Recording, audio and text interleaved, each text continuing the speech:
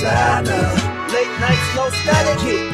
Mama Jones watching, so keep it growing. Ain't about flexing, this a purpose zone. Santana hold it steady when it might get hot. But we ain't here to fight, we here to connect the dots.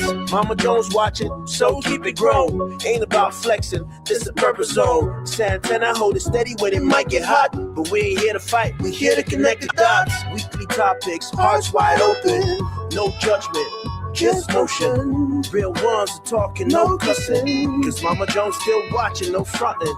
Yeah. Late nights with Santana. You already knew. Late nights with Santana. Hey, welcome in. My bad, YouTube. My bad. I forgot to start the old Ubity tube. My bad, but we're good. Welcome in, everyone. Welcome in. This is Late Nights with Santana. This is a panel discussion, and this week we are talking about abolishing police and prisons. And I have a special co-host all this week, abolitionist Al. Hey, Al, how are you? Hi, I'm good. How are you? Good. How are we feeling this evening? I'm feeling good. I'm excited. There was already like 4 or 5 people in the box whenever I requested. So that's really exciting. Last night was really, really cool. There was a lot of conversation and it was kind of all over the board. So I think it was really cool and I'm excited to see what happens tonight. Absolutely. Well, Al, can you tell the people, set the table for them? What are we going to be talking about this evening? What do we want to go with this conversation? Yeah. So I think tonight it would be really good to kind of talk about what it really means to be an abolitionist. So I know I've said it a million times, but people find it very scary. It feels kind of radical. It feels kind of extreme. So I think it's important to talk about what being an abolitionist means and how we can do that out in our community as well. Like what kind of tangible action can we do? I'm not going to give away tomorrow, but we can still talk about things that we can do. Absolutely. All right, guys. So if you are interested in joining the conversation, go ahead and request up. This is a panel discussion. This is not a debate. If you are here for debates, sorry, guys, this is not a debate. So if you're requesting to debate, this is not a debate. I just want to be perfectly clear when I say this is not a debate. This is a panel discussion where everyone gets an opportunity to actually join the conversation. So if you are interested in joining the conversation, then go ahead and get up here and we will get you in. But please keep it in mind that we will give an opportunity for everyone to speak. So I'm going to start bringing people in. Once we get you in here, if you don't mind, please mute yourself. Please mute yourself. And if you're someone that's not going to be joining the panel, which everyone is welcome, we still need you. Tap the screen, share the live, send your daily heart me. It's only 1 coin. It will boost the live pushes out to the FYP. Keep knocking out the daily gift goal. Right now, it's the little pink heart puffs. If you could, please knock that out. We're going to start bringing people in. And like I said, as I get people in, please mute yourself.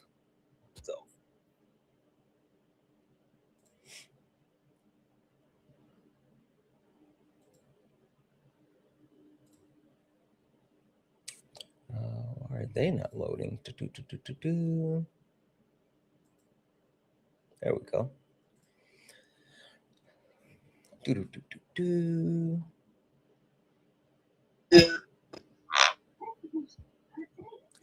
All right. We're going to go around the horn and do a quick introduction. And then from there, we will get into the conversation. Just a reminder, if you are over on YouTube, Twitch, Instagram, and you would like to join the conversation, the only thing that you have to do is actually click that link. You don't have to leave where you are. The only thing you have to do is just click that link and we will absolutely get you up here. But starting at the bottom, Ricky, how are you? Hello. Hi, Ricky. So the question for the evening, since we're going back to the original premise, and we're going to start with what it means to be an abolitionist. Ricky, would you consider yourself to be an abolitionist? And if so, then for what? No, I don't consider myself that because I think we need police because then how we gonna get rid of the crime. Okay. And quick question, Ricky, how old are you for TikTok purposes? I'm 19. Okay. What year were you born? 2006. August 12th. August the 12th? Okay. Perfect. All right. Perfect, Ricky. Give me just a second, okay? Can I just ask, what did Ricky say we needed the police for? Oh, Ricky, can you repeat the point? I think we need the police to keep criminals off the street and stuff. Oh, okay. Thank you. All right. Let's see here. What the world or what the word? How are you? I'm good. How are you? Good. What the word? Would you consider yourself to be an abolitionist? I think that for me, so I think what I don't know for sure. Okay. But I resonate a lot with this topic. Okay. Perfect. No worries. Thank you. Give me a second. Hey, Ricky. Yeah. Hey, so Ricky, I'm gonna go ahead and block you. One, this is late nights. Two, I don't find trolling funny. And three, you can tell Creed that we don't play those games around here. Be an adult and grow up. I'm not sure what you guys think this is, but we're not doing that here. Perfect. Thank you so much with the word. Glenn, how are you? I'm doing well. How are you? Wonderful. Glenn, would you consider yourself to be someone that is an abolitionist? I wouldn't, but I'm very, very interested in the idea behind it. And I guess I just probably don't know enough to sit here and claim that I am one, but yeah. Okay. Perfect. Thank you so much. Give me a second. And last but not least, we just got another person in over on the YouTube. So we're going to get them set here and you guys will be able to see in just a moment. But Maga Cries, how are you? I'm doing good. How are you? Good, but you sound like far away. Oh, we're good for this again. Like it sounds like your phone is on the kitchen table and you're standing, across the room by the sink. Give me 1 second. All right, is that better? Oh, way better. Perfect. Matt Christ, can you tell the people, do you consider yourself to be an abolitionist?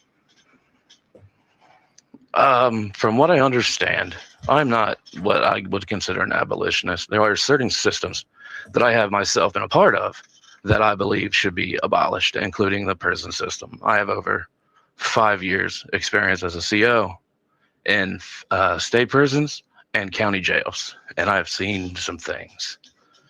Okay. Perfect. Thank you so much. Give me a second. And last but not least, Angel, how are you? I'm good. How are you? Good. Angel, can you tell the people, would you consider yourself to be an abolitionist? I consider myself to be an abolitionist feminist, actually. I think prisons, police, ICE, all should be abolished. Okay. Perfect. Give me just a moment.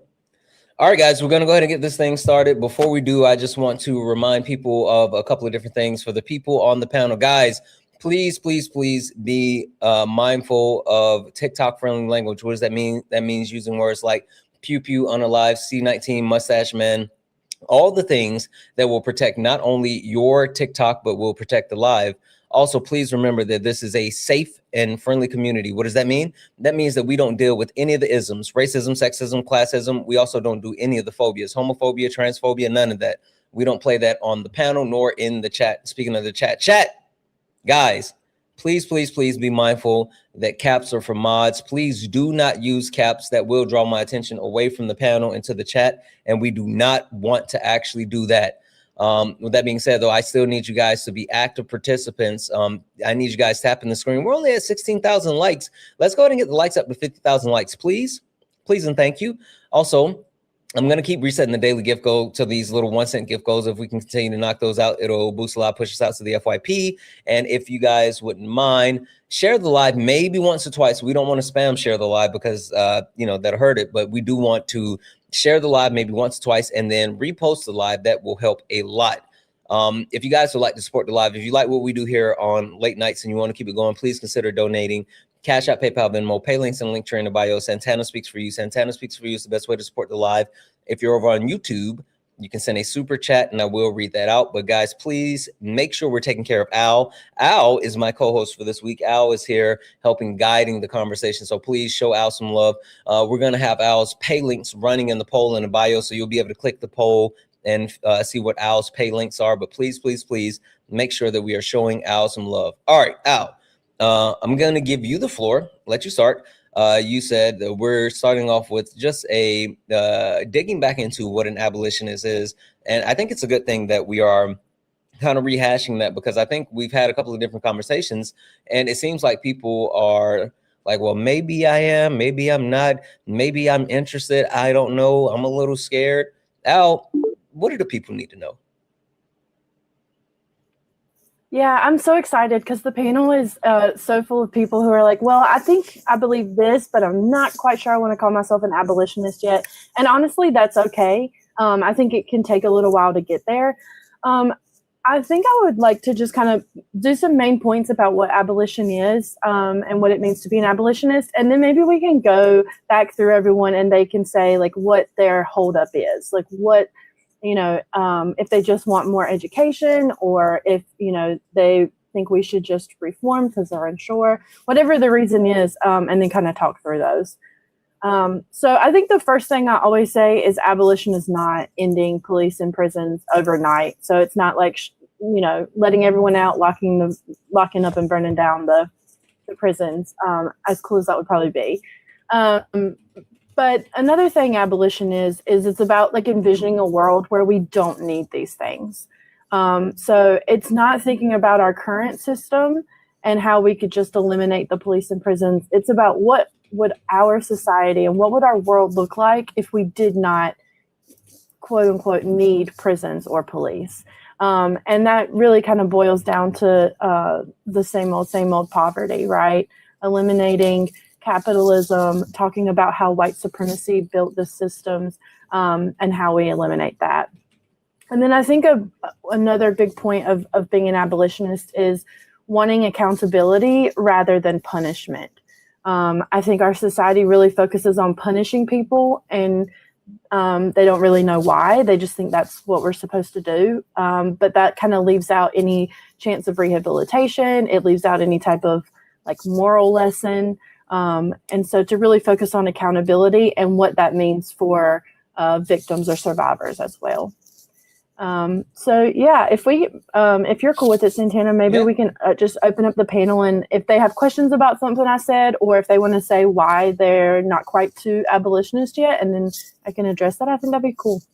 Yeah, let's do this. Let's start with MAGA Cry, since MAGA Cry is over on YouTube and the way the sound's set up. So we'll start with MAGA Cries. We'll give you the floor, and then we'll open it up to everyone else on the panel. All right. So I guess I'm kind of on the fence about calling myself an abolitionist because, like I said, there's only certain systems I believe that should be abolished, the prison system being one of them. So I guess I kind of need more education on what it means to be like a full-fledged abolitionist. Sorry about that. But pretty much it's all anecdotal for me because, like I said, I've seen the inside of the prison system and I know the parts of it that I don't like, and most of it that I've seen personally has been extremely negative, and it's definitely not about rehabilitation. Okay, yeah. I mean, I think that's a really solid foundation. I do want to say I think it's really cool that you are coming from a perspective of a prior CO. A lot of times, again, I know it's anecdotal, but a lot of times people who are in your position talk about how bad it is inside there and how much that means we need to keep prisons. So it's really refreshing to hear your perspective. I think I'm not sure what to say in terms of helping you get over that hump, except for that I'm sure you know the context, a lot of the context of why the people were there or why they were incarcerated. And I think focusing on that context is really important.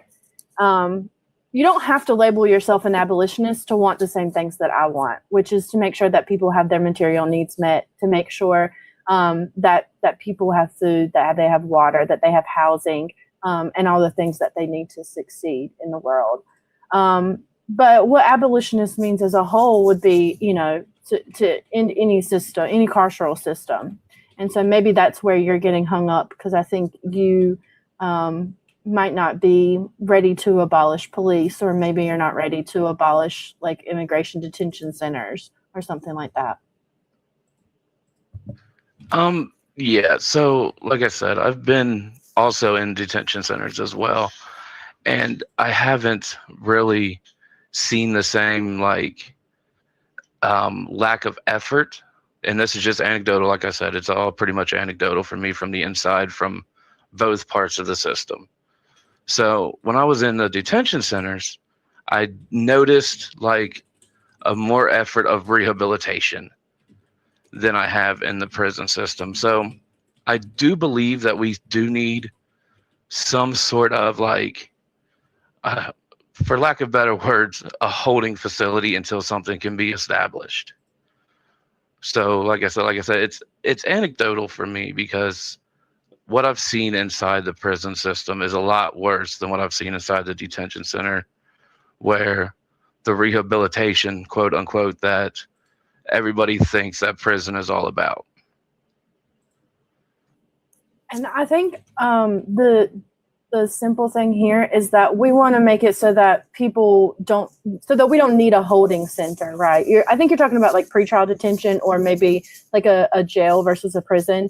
But we would want to eliminate that, because we want to eliminate the conditions that put people in the situation to where they are incarcerated, to where they do need rehabilitation, right? So maybe in the meantime, while we're working on that type of society, we need to have something humane, and that is not profit driven. I can agree with that.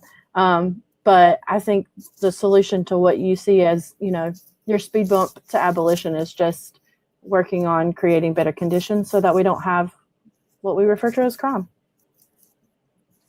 Yeah, I mean, yeah, I see your point. That's actually one part of the thing that I believe why we should abolish the prison system itself.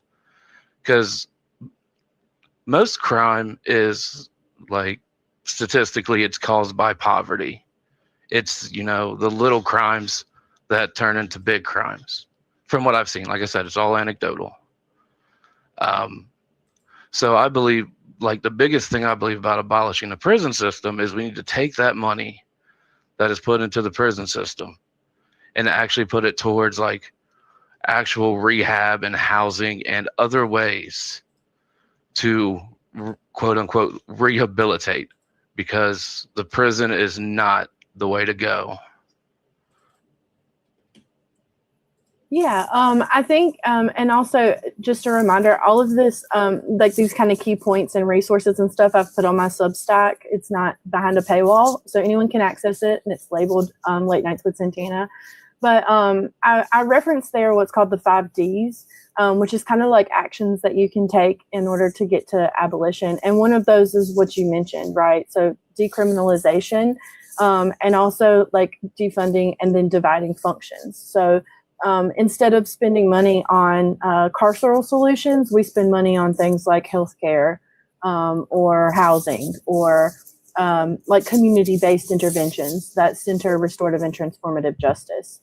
Yeah, so I mean, it sounds like you're well on your way to abolition. And again, I don't think referring to yourself as an abolitionist is really the big deal or the point here. I think it's just wanting that same society and wanting that same thing for all humans. That's what's really important about being an abolitionist. 100%. I totally agree with you. Cool. I love that. Okay. Do you have where you want to go next, Santana, or just want to go up the panel?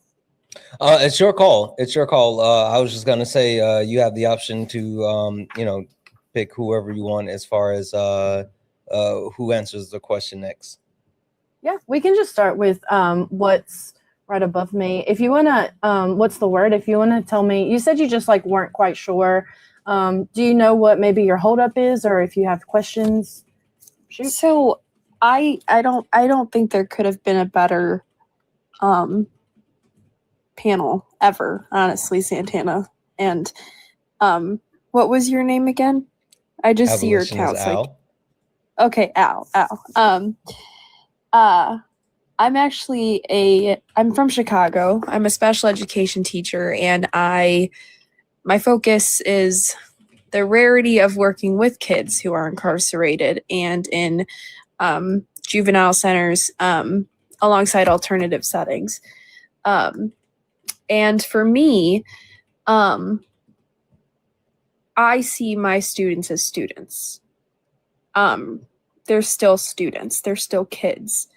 And I think it was mentioned that like poverty plays a huge role in what especially my kids go through. Someone in the comments said I can hear your accent. Oh dear. But for me, it's more, I've been able, how do I explain? So for me, I have a lot of kids with different mental health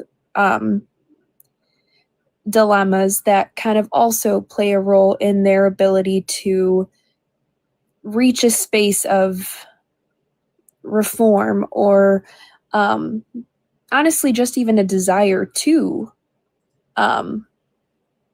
bring that change for themselves. And something I've really noticed, especially with the students that I have, is there's this notion and idea of kind of like a coolness, if you would say, amongst their little community of one another. So I have 10 Black students, 1 Hispanic, 1 white. And I think that's important to bring out because there's one thing that they can all kind of connect with each other on, and that's the idea that I'm already in this spot, there's nothing else you can do.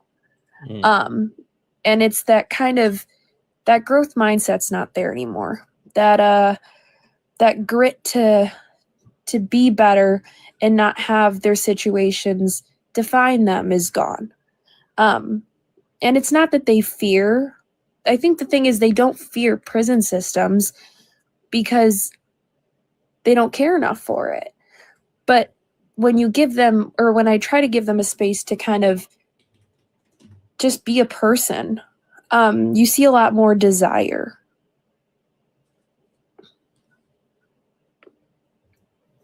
Yeah, I think those are really great points. And I wrote a lot about this. If we talk about things like redlining or deindustrialization and how that impacted communities, especially primarily Black communities, and how it removed any type of like job opportunity or like further education opportunity. And so when you say that like they don't fear prison, it's not even that they just don't care. It's that is what's been a norm that's been set for them. Because where else do they think that they can go? Exactly. Yeah. So yeah, I think that's definitely part of it. People forget that there is a pipeline that's not just the school to prison pipeline, right? Like there's pipelines from things like removing opportunities from a community or just kind of abandoning communities. So yeah, I think that's really important, and I think that's a great thing to highlight. Yeah.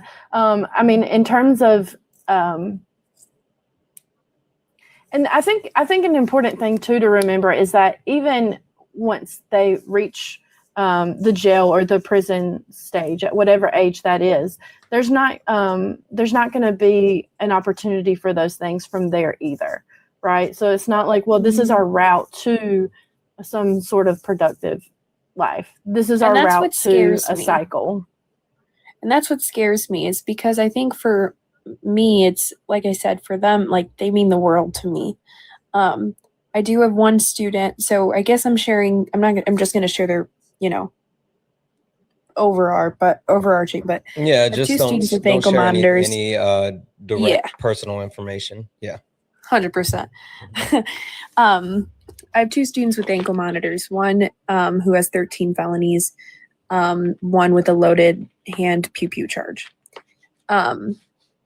However, the one with the loaded pew charge has had a judge that was super kind, super lenient, compared to my other student with the 13 theft felonies, who had a very it broke my heart, because yes, that child did do something wrong. There needs to be communication with that, but the judge told this student that there's no chance in that he's going to just be a menace to society, and we don't need people like him on our streets. Wow. So what scares me, sorry, I'm getting emotional. I love my kids, dang it.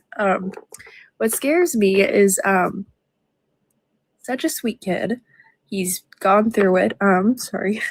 He's gone through it a lot. And so is my other student. But my other student who had the loaded pew charge, for him it's more just nonchalant, don't care as much, compared to my student with the other judge, who just has this, he's just given up on himself.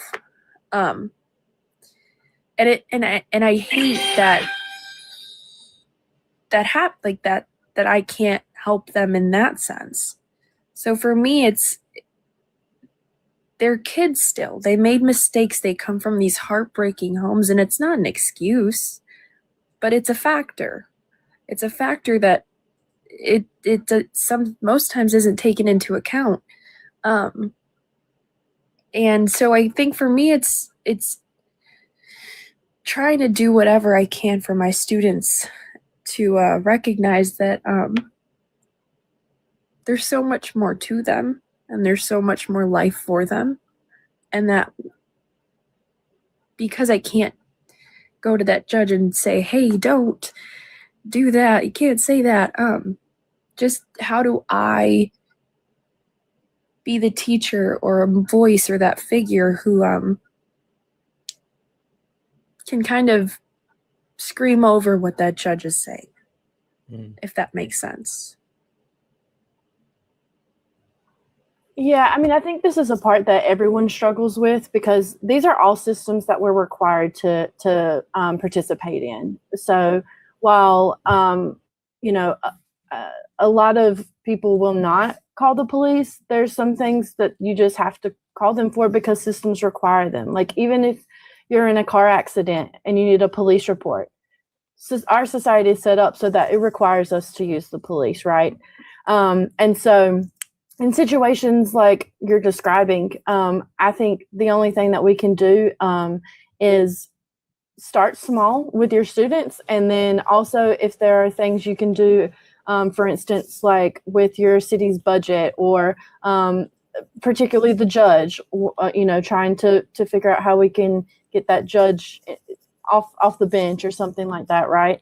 Try not to think of it as too overwhelming, because I think the biggest thing about abolition is community based, and we really have to focus on what's in front of us, the people that are around us, and how we can build that up to get to a place where we don't even need, no offense, but your job. We don't want kids to have to be learning from a juvenile detention center. That's actually quite ridiculous. So yeah. And I think what makes it special for me is there's really not many people who, like, if I ever need a sub, I get the first answer of, I'm not dealing with your kids. Because there's no patience. There's no understanding. You couldn't pay me $50 to sit in there for an hour. But I could sit there for free all day, which I basically do because we don't have any funding. But it's so heartbreaking because no one wants to sub for me, which kind of gives them that new idea that there's no one wants to be around them. And these are adults. And can I say, I think that's something that not only perpetuates the stereotypes, but feeds into the overall, like, people repeating the process when there's a sense of, like, people not caring and then not being able to get the additional resources needed to like address multiple issues, i.e. Al, I know you keep talking about poverty, but I think like the way that all of this is set up and how everything continues to happen, it makes it conducive to be a repetitive cycle, something that's not going to break, but more people are just going to fall victims of it. Am I off base with that, Al? No, not at all. And that's kind of what I was trying to describe earlier, right? It's like whenever you're told that this is what your future looks like, and you're also put in an environment or conditions that that impact that. What else can you do? And that's why, like, I don't even, especially when it comes to children, they're all in situations that they have no control over, like absolutely no control over. And so what I think I would, and this sounds harsh, but like, what do we expect? You know, but, you know, I think this goes back to something that we've been talking about, which is that, you know, police and prisons are there in order to keep a certain lower class of people, because we need that for capitalism to function. And so it can get to a point where you're like, why would we do this? What do we expect from these people? And then you realize, well, this is what we expect. And this is the outcome that we wanted. And I say we as in, like, you know, for one, white people, let's just be real and clear. And then also, you know, the government, the state. Absolutely. Really quick, Debbie's in the chat for Kimberly. Kimberly sent a $50 donation. That is crazy. A million W's in the chat for Kimberly, guys. Kimberly said, I've learned so much from you all over the years, and this panel specifically. Love you, Santana. Mods, and guests. W's in the chat for Kimberly. Thank you so much for that love. That is crazy, guys. W's in the chat for Kimberly. If anyone else likes to support the live, if you want to support what we do here on late nights, please consider donating. Cash App, PayPal, Venmo. Pay links and link tree in the bio. Santana speaks for you. If you're over on YouTube, you can send a super chat. I will read that out. But make sure we're taking care of Al. Please make sure we're taking care of Al. If you check the poll, Al's pay links are running in the poll. Please go and hit her pay links, because she is actually raising money for an amazing cause. So we have to make sure that we are taking care of Al, and make sure you are gifting and following Al. For the people that's in the request, we're going to get new people in here soon. We just want to make sure that we give time for the people that's on the panel. But just be patient, and I promise you we're going to get more people in here. Al, I'm going to get it back to you. I know we got to get to Glenn and Angel as well. Yeah, let's check in with Glenn and see. I mean, I know you were kind of unsure about abolition whenever you joined, and said maybe you need to learn some more stuff. I mean, how do you feel after all the stuff you've heard, or do you have questions? Yeah, I'm definitely leaning more towards it. You know, I've been in the system on the other end, and not as a correctional officer, but as an inmate. When I was younger, you know, I juvenile, I went to prison at a very young age. It's, I don't know. I feel like when I got out, I was almost a better criminal, or, you know, like I never got any type of rehabilitation. I've researched things like Norway's prison system, and they focus a lot on rehabilitation and whatever that word, recidivism. Yep. Yeah. And I don't know. And I see the system as, like I said, I was in a county called Prince George's County. They called it PG County. And the nickname was Plead Guilty County. And, you know, I just saw so many, mainly African-American men in there for, you know, little crimes. I mean, obviously, I'm not condoning crime, but where their bond was set at a way higher rate than mine, and my crime ended up sending me to prison, where they, you know, and so these they sit there and they can't bail out, so they have to either wait for their court date or or no, they basically just have to wait for their court date. And a lot of people take the plea deal, even if they didn't commit the crime, just to get out because they don't want to sit. And it's really sad how, and I've done it. I've been in county jail where I had a good chance if I took it to trial because it was a lot of made up things by the police officer. And instead of sitting in there for almost a year waiting for my trial, I just pled guilty and took a felony on my record just so I could get out. And I think that's not helpful to anybody. Hey, except for the state, and Al, you may know this better. Well, I'm sure you know this better than me because I don't know at all. Is that like a common occurrence? Because like that's, I mean, I know that people are often coerced into like taking plea deals and things like that. But is that something that's like pretty much normal within the prisons? I mean, within the criminal justice system? Yes. So over 93% of convictions are a result of guilty pleas, which, like we're talking about, doesn't mean that someone did it. It means that they pleaded guilty in order to, like Lynn was saying, either speed up, going to court, or speed up or lower their sentences, lower their punishment, even if they didn't do it. And a big reason is what we call collateral consequences, because the collateral consequences, even just for arrest, can be as severe as losing money from your paycheck to losing your job because you were arrested and, missed work. Sometimes even with misdemeanors, you can lose your housing if they learn about those things. Sometimes you can't, and these are just examples that I'm naming off my head, but like in some states, you can't get certain licenses if you even have misdemeanors on your record. So for instance, like if you wanted to be a barber or a hairdresser, you couldn't get certified for that. So I actually wrote a report. You can find the link in my link tree, but I wrote a report on the collateral consequences and how even just being arrested can cause like huge impacts to someone's life that some of us can't even imagine. But yeah, and sorry to rant on, but yeah, it's a very common occurrence, and it's awful. Yeah. I'm gonna give it back to you guys, but I just want to say I just noticed someone in the comment really quickly. Jazz, hey Jazz, I'm gonna call you Mama Jazz. I found out who you are, Mama Jazz, and we're gonna put Mama Jazz in the same category as Mama Jones. I just wanted to say hi. That was it. I'm happy to see you here. Anyway, Al, floor is back to you.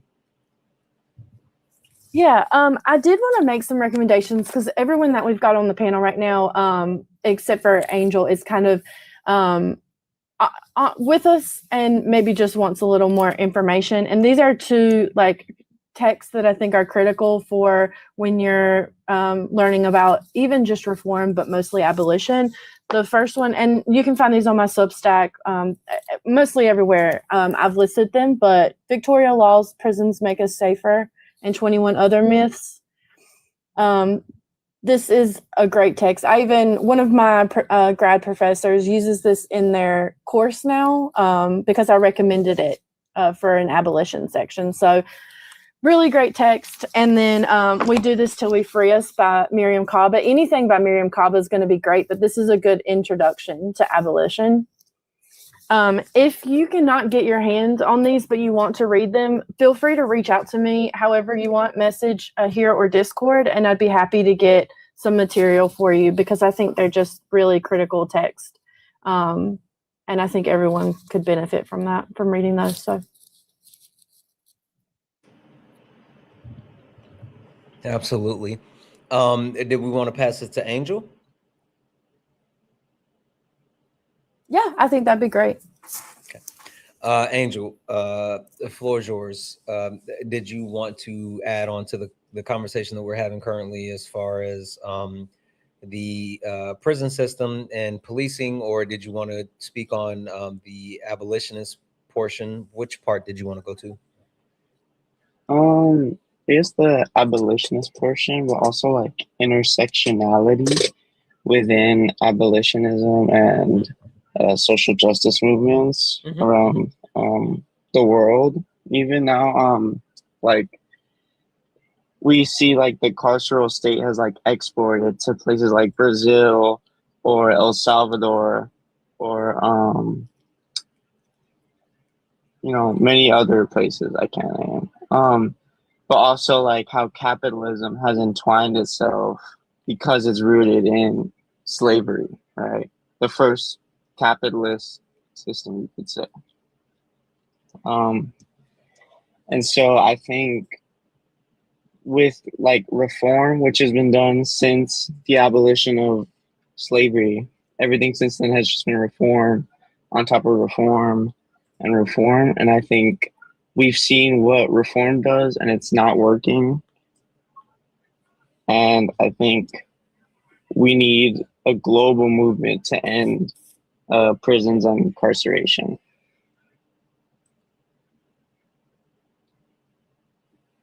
Yeah, I don't really have any disagreement with the things that you brought up. I will say I talked on Sunday a lot about the intersection between like patriarchy, white supremacy, and abolition, and I think Ari is a great resource for patriarchy. She was here on Sunday. If she's here, you should comment, Ari, so we can follow you. But yeah, I think all of I have no arguments or anything. Okay. Unless you have questions. I do. Yeah. I'm taking a class right now. I'm also reading Abolition Feminism Now by Angela Davis. Yeah. As part of it, and it's like, yeah, it's really good. And I guess it's just interesting imagining, like, when we imagine a future past capitalism and these systems of oppression that we live in under right now, we kind of neglect incarceration in, you know, that society. And I feel like it's something that needs to be more entwined with movements today, like fighting right now against fascism. Do you think that like prison abolition needs to be a bigger part? Is that what you're saying? Yeah. Yeah, I obviously agree with that. I think one reason I developed a passion for police and prisons is because we as a society tend to kind of write off people who we think have done something wrong. Like it's something that they deserve, or, you know, that's just the way that it is and they shouldn't have made poor decisions. And then it's just kind of out of sight, out of mind. And I think that is really an effective way for fascism to work, because if we already have this mindset, and we say this a lot with MAGA, right? If we have this mindset that people make poor decisions, they will use that to justify just about anything. If you've read or heard of Noam Chomsky's Manufactured Consent, it talks about this, basically how, you know, we are sold this message of security or safety when really it is oppression. So yeah, I agree. It's unfortunate. I want to call out. I think, Angel, what you said is super important to call out, because and I actually feel bad saying this, but I think like Peach says this often. It's good to admit that you don't know something, because then you have the opportunity to go on a journey of learning. And I didn't realize it until I think Noah on Sunday first said how when we started talking about you know, because the question was like, are you an abolitionist and what for? But kind of what you were saying, how so many things are connected, and you have to look at disassembling multiple things at one time and be ready for that fallout, and how capitalism is completely tied to all of those things at one time. It's super interesting. And I think that's something that a lot of people need to get their mind wrapped around. Because, and that's why, like the first night I said, you know, hey, are you abolitionists? And if so, for what? And now it's just, you know, when I started today, is just, are you an abolitionist? Because I think, to your point, Angel, we have to focus on all of those different aspects because they're all connected. Yeah. I think it's I'm not sure. I don't think I have much more to add to the conversation. It's all very good. Okay. Well, I know there's quite a few people in the request, and I want to make sure that we get more people in, but I do want to wrap it back around to Al so we can, if we had any other questions for the people on the panel before we start swapping them out, or anything else that you want to check in with them about. I don't think so. I just want to say I'm so excited that so many people are looking into the journey of abolition, and my inboxes are open. If you want resources, you need help, you have questions, literally anything, my inboxes are open, so feel free.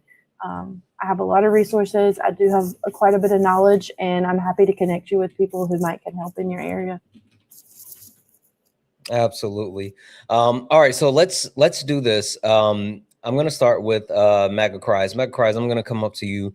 I think there's a lot that's been said about the premise as far as being an abolitionist, and we talked about the premise behind like the prison system and policing. And I know you have a inside look.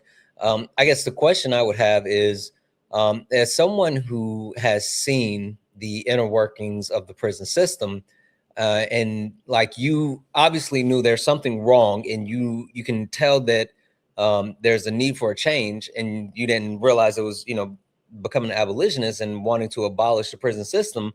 But is there anything that you can share with the people that you've seen that sparked your thoughts and your process, like something has to change, maybe something that people wouldn't know, but you would be willing to share?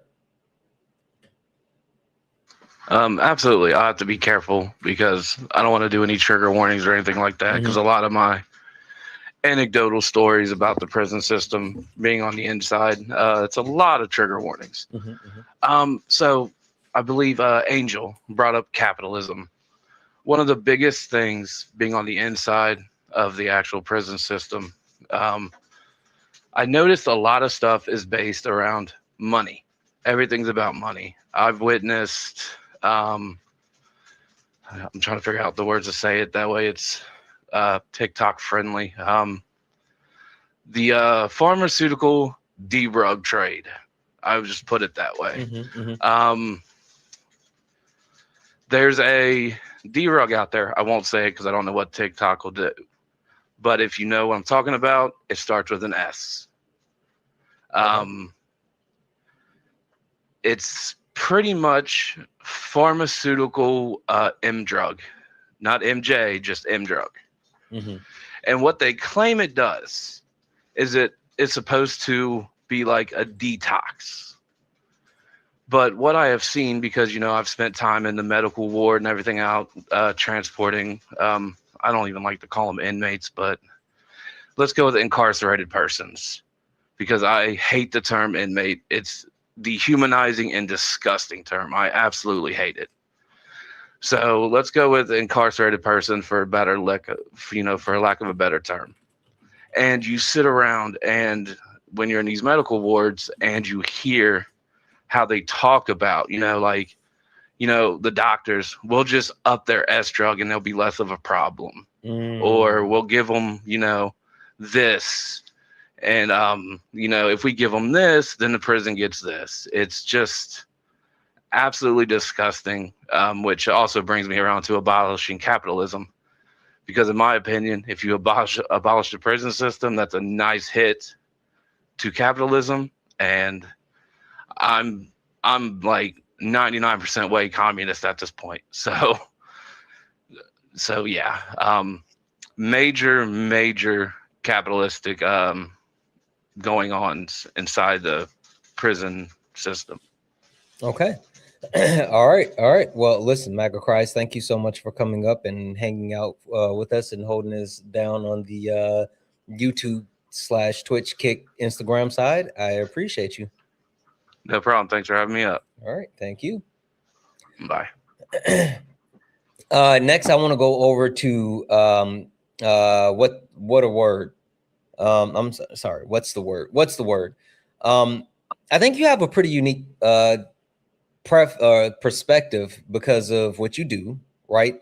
And I think that you're someone that, in my opinion, would be prime for the position of being an abolitionist, just because, similar to MAGA Cries, you have seen sort of the inner workings, but you also have access to something that a lot of people don't have access to, which is the youth, right?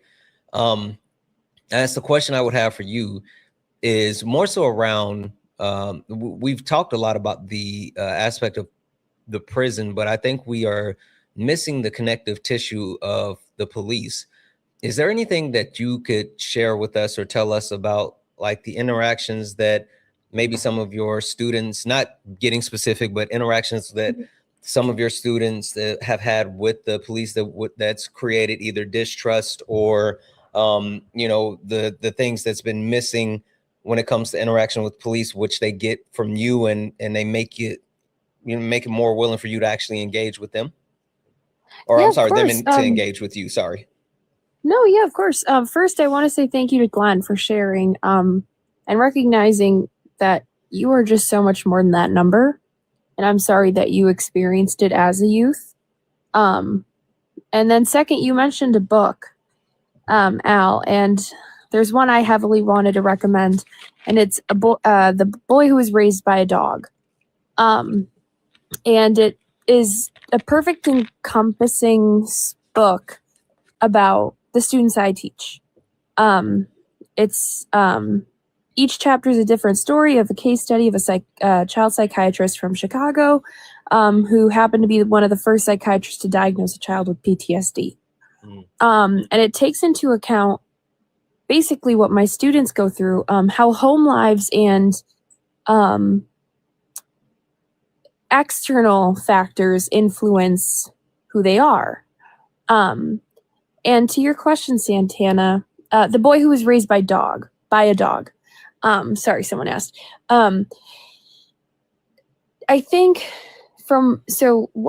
they're kind of a comical story, but not really. One of those students that I mentioned with the ankle monitor, his Oh, we don't want to talk or tell like personal stories. No. Yeah. No, it's just over. So his radius is school and his space of living. Mm-hmm. He got bored before school started and decided to walk to Dunkin'. And I said, homie, what? And he goes, well, I came back. And I was like, yeah, but you got to recognize. And so we had this conversation about it, but then his PO came in and the tone was just remarkably ignorant to the fact that at the end of the day, like, yes, he needs to follow the guidelines of his discipline. However, the PO was treating him in a way that was like he went off and did something like another crime. Right. Rather than communicating and recognizing, yes, I can understand, like, every kid gets bored. Every kid wants to explore. But it's going through the recognition of they're still kids. And I think that's where there's this big disconnect of, because I'm a special educator, and not many people know that my population of students falls under special education. And for these the POs, for police officers that my students have encountered, it's a very one-size-fits-all approach. Right. A very a 55-year-old person with all the money did the same thing you as someone who's coming from poverty and no home life did, but I'm going to treat you the exact same way.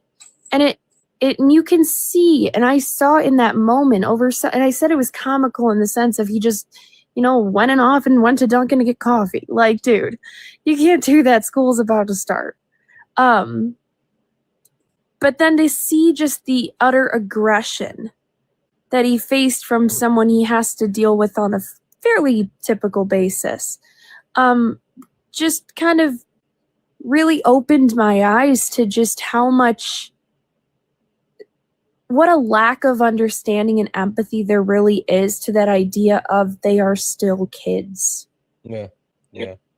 And I think that's the piece that that's missed. And I have a saying, you let kids be kids for as long as they can. And I truly believe in the innocence of the youth. And I don't like even there's a weird thing that's been happening where apparently like kids are watching my lives, and I don't like that specifically. Mm-hmm. And also because like this is a lot of times I'm not kid appropriate, and I try to be more mindful of that now. But I believe in the innocence of youth, and I think once children are pushed into that the prison realm, the actual sphere of being in the system necessitates them losing that innocence, right? It strips it away from them, no matter how much they may want to hold on to it or others may want them to hold on to it. And it's something that worries me. And so they stop looking at kids or youth as the youth and immediately frame them as adults, and it makes it harder for them to reintegrate into society, and they lose a big portion of who they are. It's a whole thing. 100%. And I want to preface it with, it's not an idea of gentle parenting. Al was going to jump in and say something. Sorry, 1 second. Go ahead, Al. It's good. I just didn't want to get too far away from it. And you kind of touched on it, Santana, but whenever you were kind of telling the story, what's the word? You said the PO treated the kid as if what they had done was a crime. And the thing that I think is important to look at here is a parole officer is a police, is part of the police.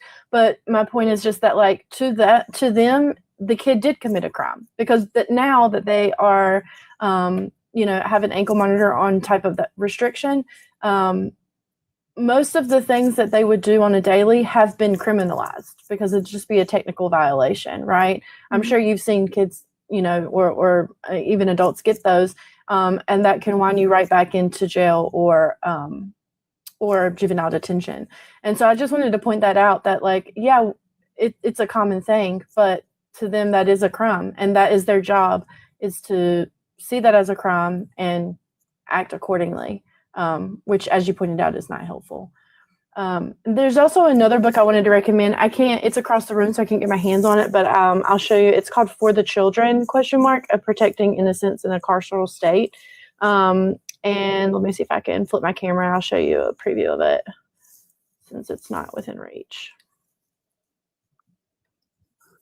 Erica Miners has done really great work. This is what it looks like. And while Al does that, I just want to say really quick, Debbie's in the chat for the other Katie Holmes for the $5 super chat to say, I can't afford much, but thank you for all the good work that you do, Santana. These kind of discussions can actually change things in our community. I think these discussions are super important, and that's why, like, I really treasure what we do on late nights, because I think that it's really trying to breed an environment of understanding and driving the critical conversations that are needed. So thank you so much for your love and support. I appreciate you. And if anyone else likes to support the live, you can do so. Cash App, PayPal, Venmo, pay links and link tree in the bio. Santana Speaks for You over on YouTube, super chat.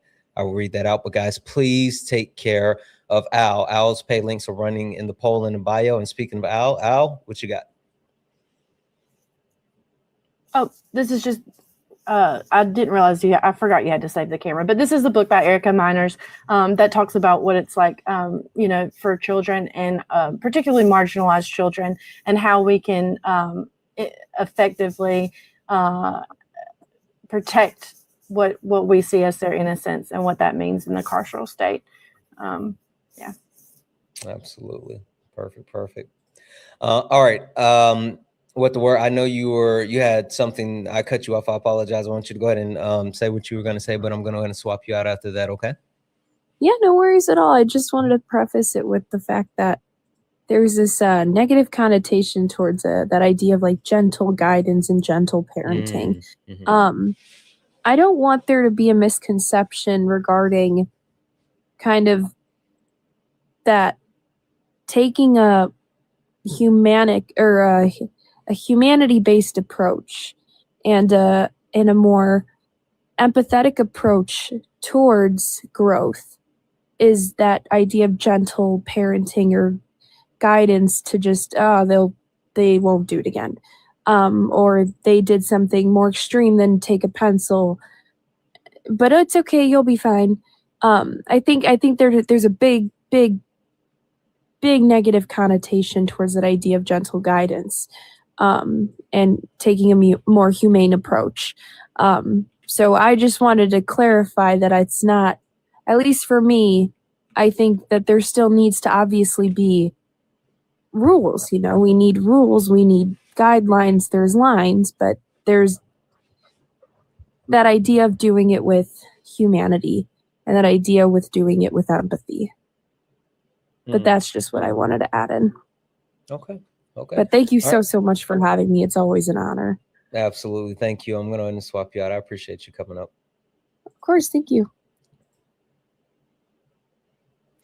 Glenn, I want to come to you. I know you have a perspective again that kind of similar to the one that Mega Cries had, but different. And overall, I think your voice has been critical on this conversation.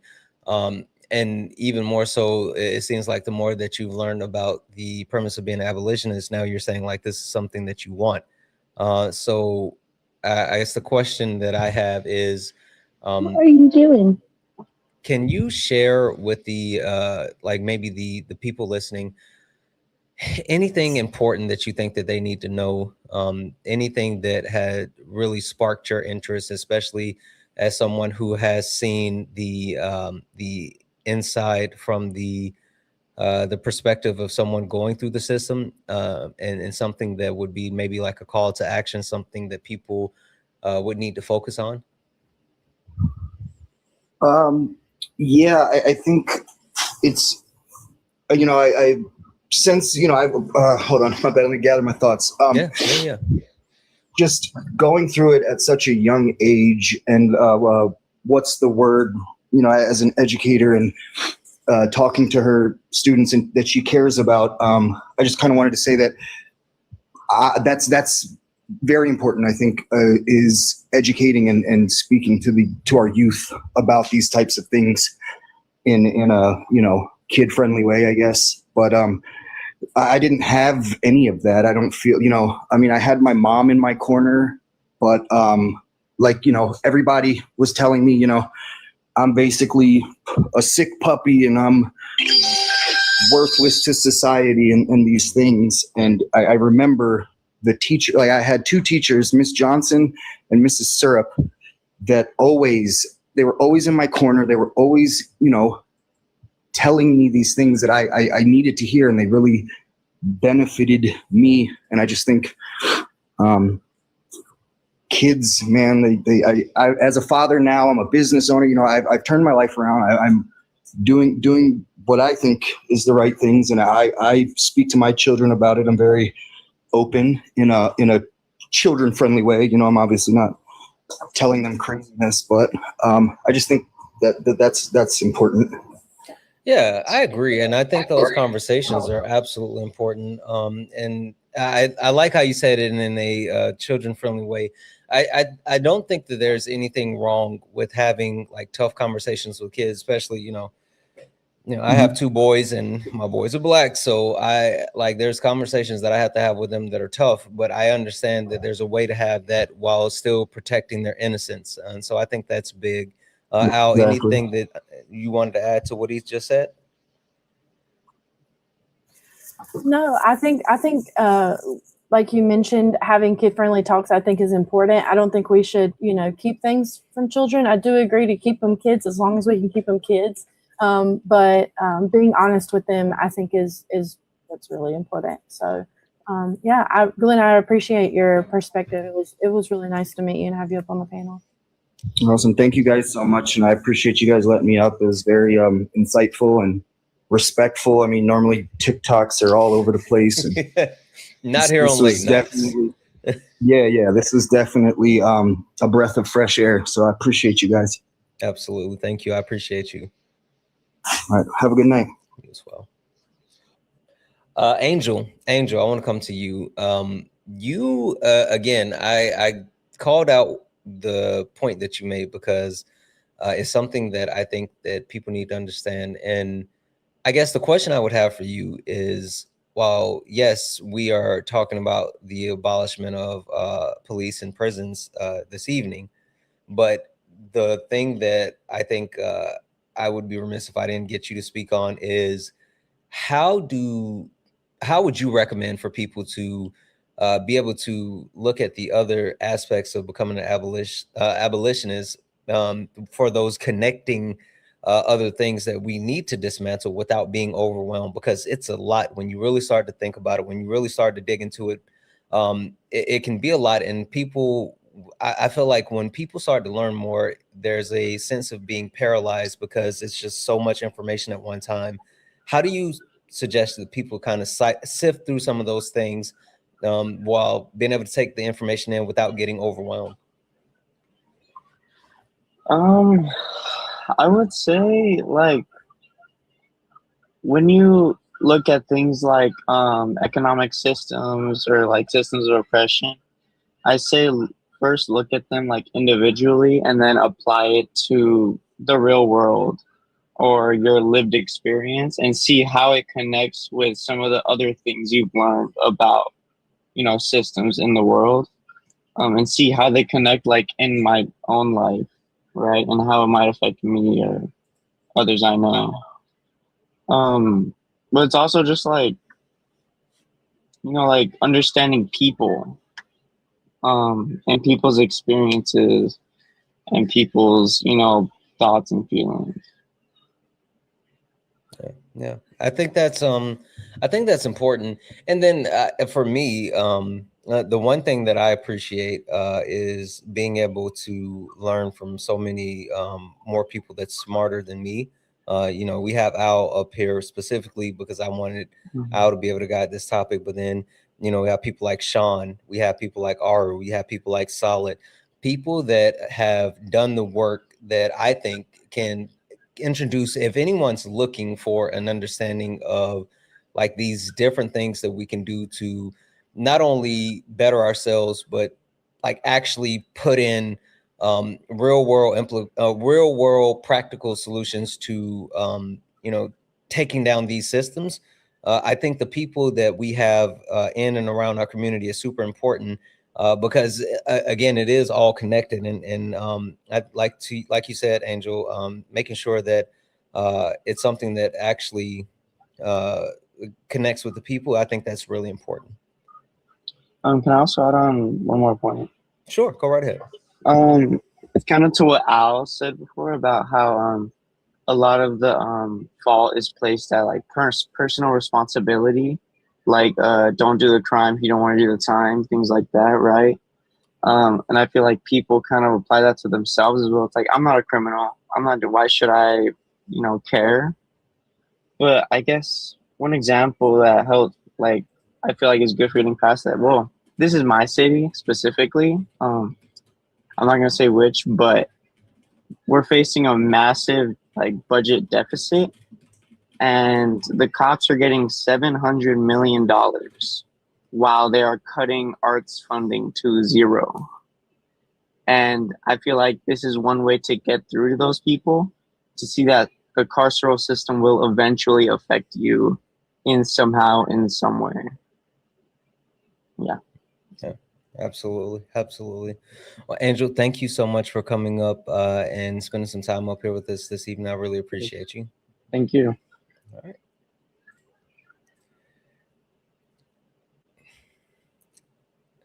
Just roll my eyes at Noah. Al, okay. I'm gonna get one more person in here just to make sure that we are able to have this conversation. But I want to come back to you before we introduce all the new people on the panel. Al, what are you thinking? Where do we want to continue this conversation and move forward since we have a whole new lineup of people on the panel?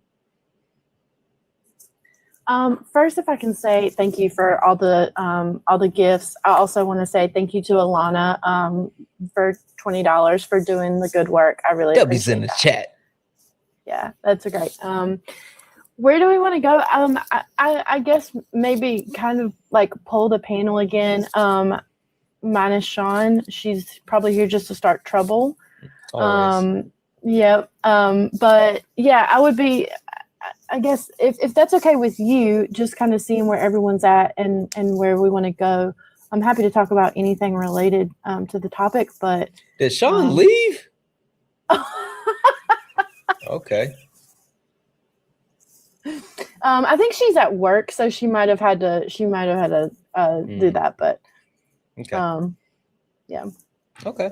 Well, let's check back in, starting with Manders. Hey, Manders, how are you? Wonderful. How are you, Santana? Good, good, good. Can you tell the people, are you an abolitionist? I mean, I'm fairly new to the abolitionist game, but after listening for the last few nights, yes, absolutely. Absolutely. I've hated the prison system for many years because of not my own personal experience, but my mother. And yeah, I it's horrible. It's awful. It gets bad, especially in Texas. So absolutely. And Louisiana is wretched when it comes to the prison system. So yes, absolutely. Tear it all down. Okay. Okay. Perfect. 1 second. Zay, how are you? Good, and you? Good. Zay, can you tell the people, are you an abolitionist? Most definitely. We just leave it at that. Yeah, definitely so. All right, we're just gonna leave it at got it. All right, perfect. Give me a second. Nerdy, how are you? I am well. How are you doing? Good. Can you tell the people, are you an abolitionist? I'm definitely for abolition.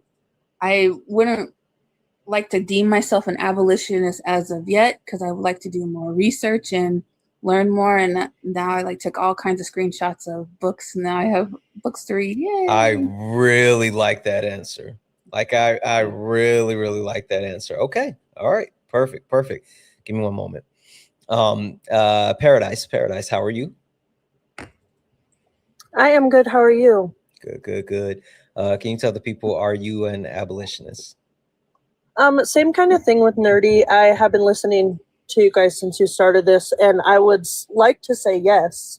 But I am also doing a lot of research because at face value, to me, I absolutely would say yes. But I guess really, and why I came up here too, was to kind of talk about what that looks like once it is gone, once the system is gone. What is the kind of, I know it's more community based and that sort of thing. What does that look like? So I think just joining up here to kind of understand what the other side looks like once we were to get over the hump of the prison system, if that makes sense. Okay. All right. Perfect. Thank you so much. And last but not least, Sean, can you tell the people, why are you an anarchist?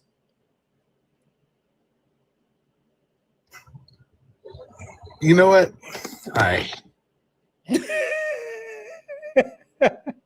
Sean, come back. Jeez Louise, come back. I'll do the question right. Gee willikers.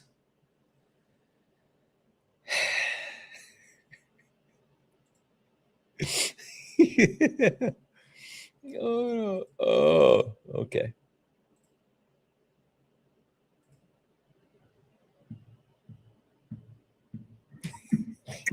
I just came back to say everybody blocked Santana.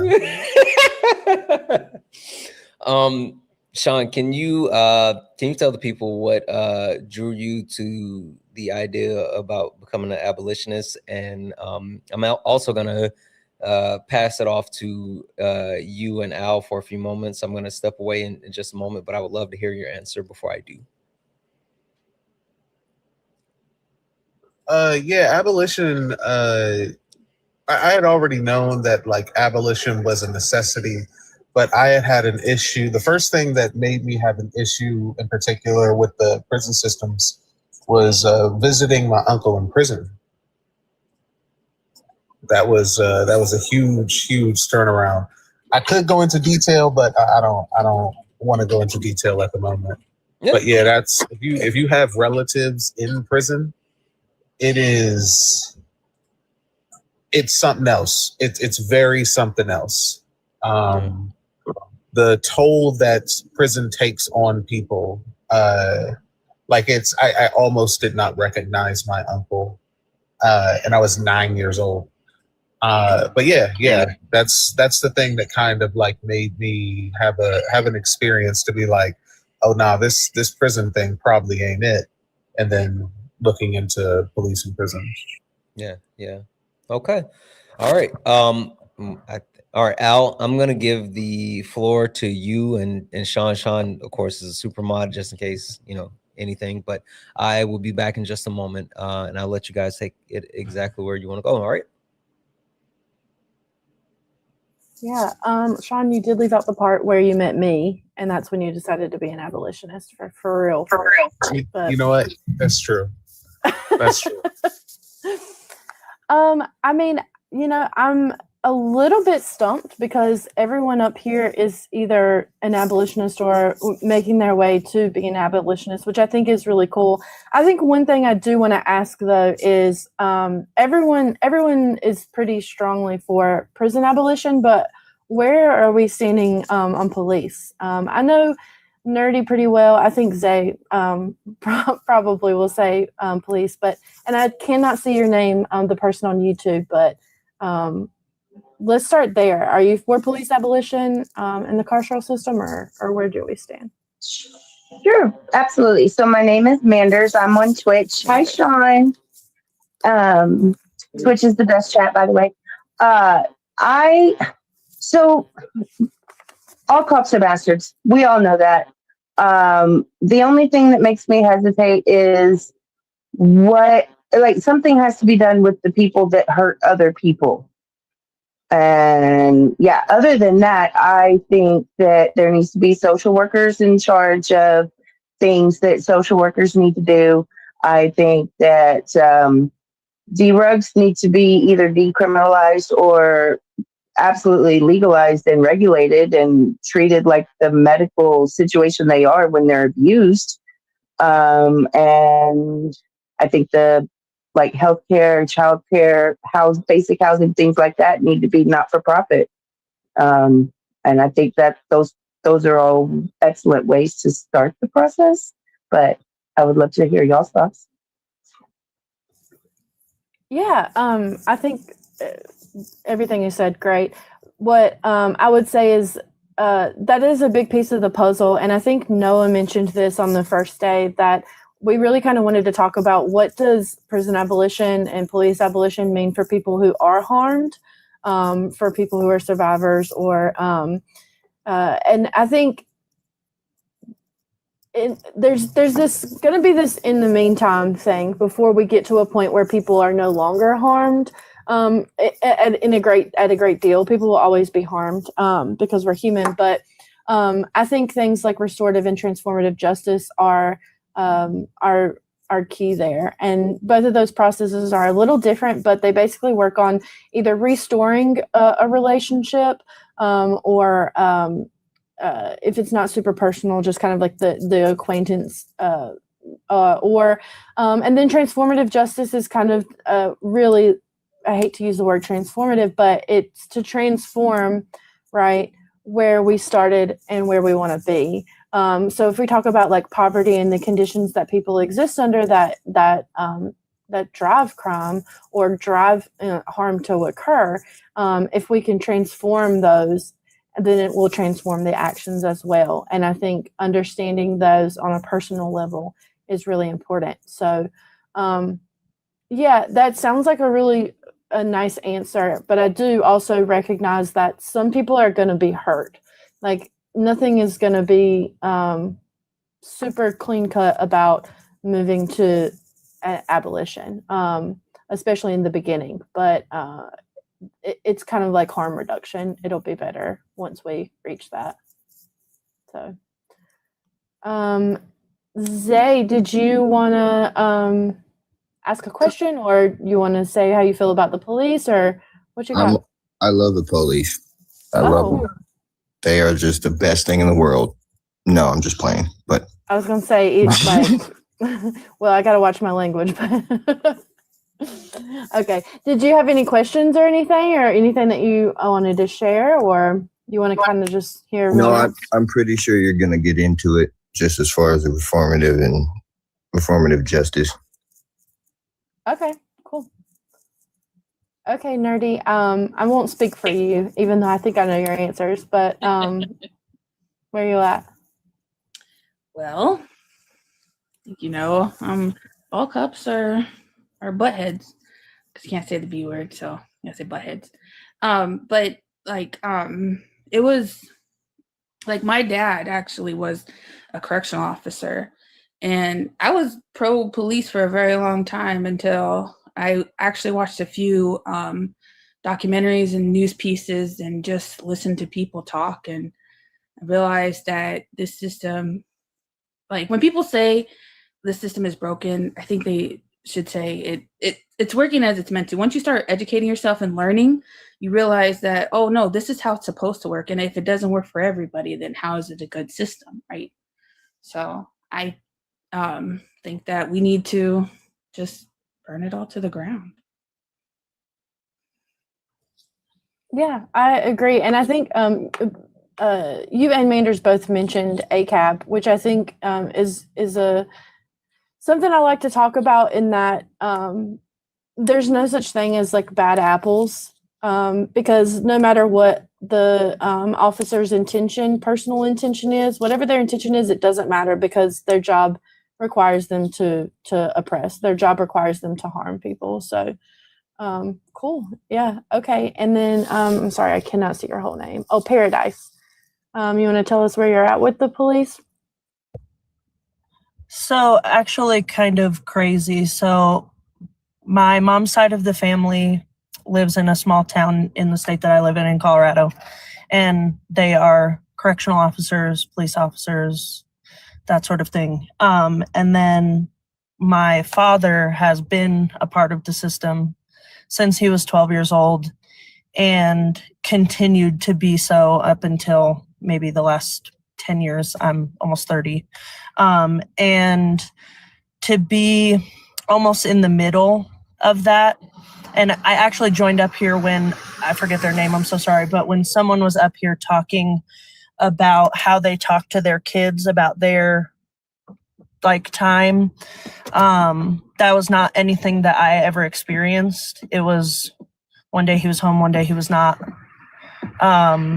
We get our stuff repoed, we get evicted, we get all this stuff. So I never had the conversation about that. And then I have another side of my family that's so active, so pro-police, so pro all of these things, and which has obviously, as I'm sure all of you guys could expect, become absolutely rampant over the last 10 years. So just from like a child perspective of someone in the system, an abolitionist has always truly piqued my interest, because it almost makes you wonder what could have gone differently if there was a system in place that wasn't intended for my dad to fail constantly. It's put in place for you to fail. So it was just, that's kind of where I'm at. And like I kind of said before, it's always been so intriguing to me, but I guess I just never, up until now, I've been doing more research, but to be able to see what that looks like on the other side and what a different outcome could be. Hey, thank you for sharing that. And I think it's two things that I really pull from what you said. One, we kind of mentioned earlier, the collateral consequences of arrest or being put in jail or imprisoned. And I think you are a perfect example of one of those collateral consequences, because you were a child, you had no control over what was happening, and you didn't understand it either. And there was no one there to help talk to you about it or guide you through it. Even outside of your family or friends, people around you, we should have offered, the state, right, should have offered some type of support for that. But to the collateral consequences, I mean, like you mentioned, things getting repossessed, obviously your father lost his job, potentially left a one-person income home, and all of these things trickle down simply from being incarcerated. And I think that's really important to recognize, is that, like, when we talk about abolition, everyone is a victim, right? Everyone is a survivor. Everyone is impacted by the system. And kids are a big one, I think, that gets forgotten, honestly. The kids of people who are incarcerated. So, thanks for sharing that. That's great.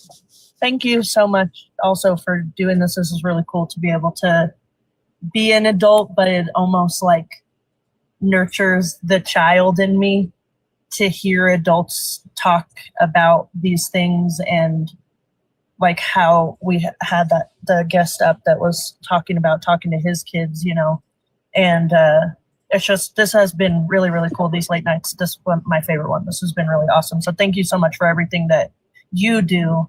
And I've learned so much from you just from these past couple nights. So thank you so much. Thank you. You made me cry a little bit. It means a lot. Here. I just want to say two things really quick, because even though I had to step away for a moment, I was still listening. I just want to say, one, Mander's language. This is late night. I heard you. And two, I kind of want to, I kind of take offense with something that you said, Al. Because you guys were talking about like ACAB, right? And you guys were saying like, oh, there's no such thing as a good cop, right? And while I hear what you're saying and I understand your premise, I'm not saying I don't understand your premise. What I will say is that I think that that may be a little bit of a hyperbolic statement. And the only reason I say that is because it's not all cops, right? There's absolutely one good cop that I can think of. So I just want to make sure that we Oh man, I was so nervous for a second. Get out of here, Santana. It's not all police. There is one good Sorry cop. for my language, but you're so silly pulling up Carl Winslow. I mean, it's one. I just want to make sure we knew that. Like, hold on now. That's called propaganda. I want everyone to recognize here the propaganda worked on Santana. Okay. I'm sorry. I just had to get that in because I was thinking about it. All right, Al. Back to you. Floor is yours. Where are we going with this? I think I will say I really am enjoying the different perspective and thought and feedback that a lot of people are giving on this topic. This has been like really, really important. So I appreciate that a lot. Yeah, I think as much as I love to educate and talk about this, I think it's really important for everyone to see how people are impacted by the carceral system, and how they're all in different positions of being impacted, because it reaches so far. Yeah. I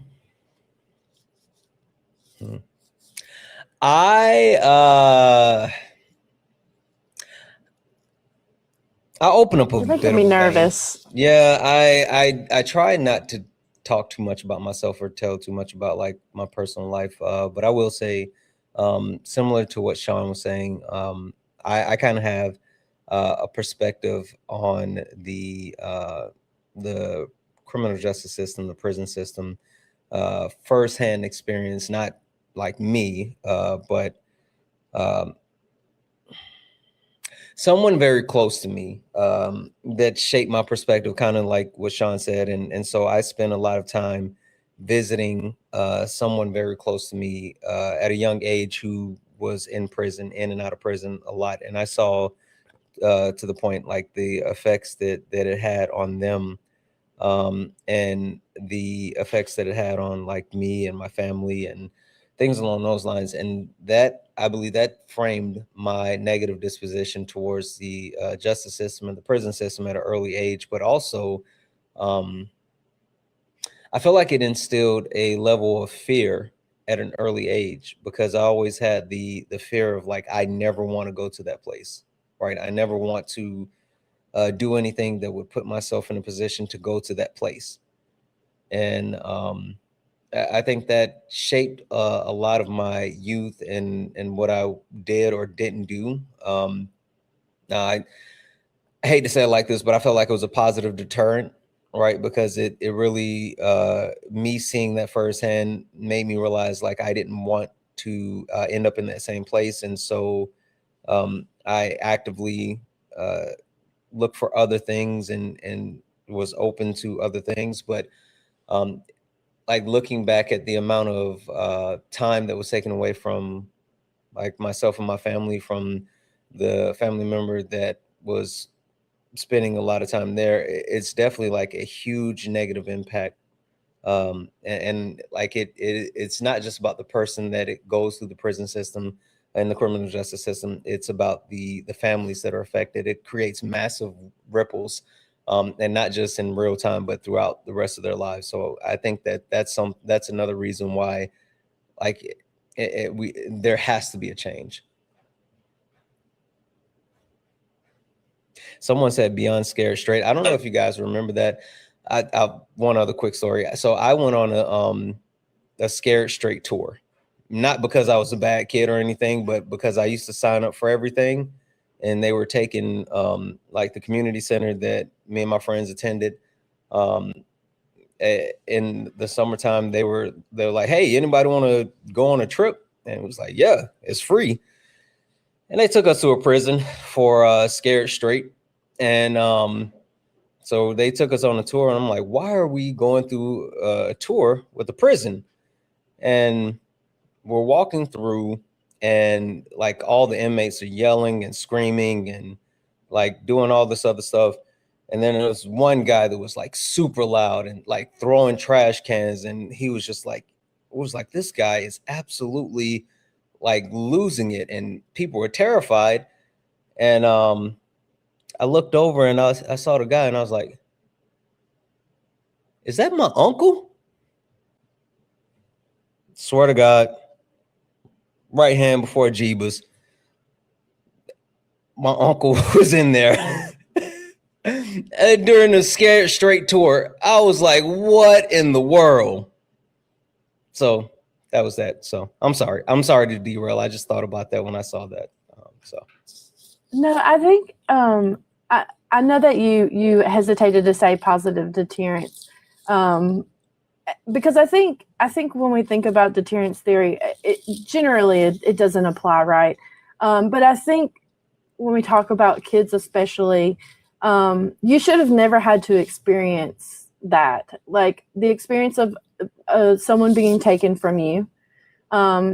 If you went to go visit, right, the experience of just being inside of a jail or prison, none of those things you should have experienced. And I think there's much healthier ways to deter people from making poor choices or, doing things that harm others.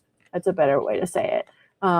Like I was talking earlier about like moral lessons. So I think lots of people have mentioned it. It is quite traumatizing, and I'm sure you would vouch for that. So yeah. Sean, I see. I was about to say Sean has her hand up in the comment section. Yeah, I want to ask a question. Oh my God, I have 3,000 gifts. Thank y'all. I didn't realize that. Go ahead. No, because I was gonna say something, and you were gonna leave again, so I just opted not. I'm not medicated right now, Sean, so you can't hold any of this against me. My I'm not gonna leave medication again. is out of stock, and so I haven't taken it for a couple of days, so you can't hold any of this against me. Okay. All right, go ahead. I appreciate y'all. But also gift Al down there, please. Al does not have enough gifts. Absolutely. But I wanna challenge the idea of a positive deterrent, because when it comes to deterrence, especially when police act as deterrents, these things, when we say positive deterrent, maybe I'm just being a little bit pedantic here, but there's nothing positive about stopping someone from committing crime. I want that to be like a very well-known thing for people to understand. Like, if someone is stopping you from committing crime, they are doing something negative to you.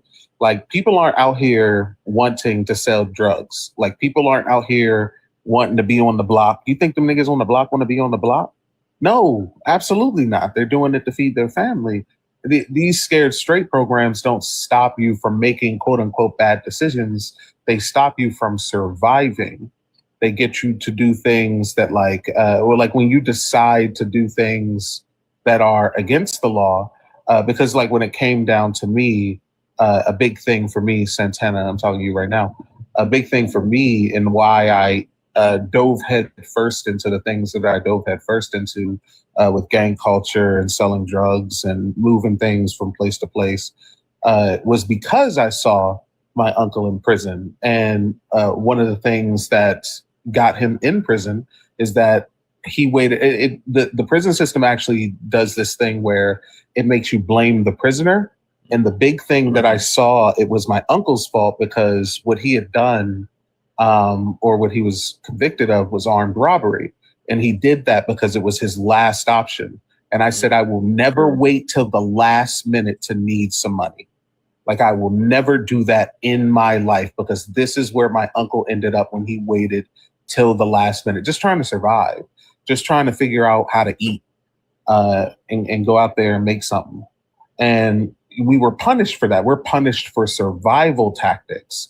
If deterrence worked, then there would be a deterrent for the United States military for committing war crimes. If deterrence worked, then there would be issue like deterrence for capitalism for causing poverty, not for causing poverty inactively, but actively causing poverty, actively raising prices and price gouging, actively ignoring diseases that unalive hundreds of thousands of people in multiple countries, actively ignoring health conditions for healthcare companies. There would be deterrence for this. There is no deterrent for this unless you count Luigi Mangione.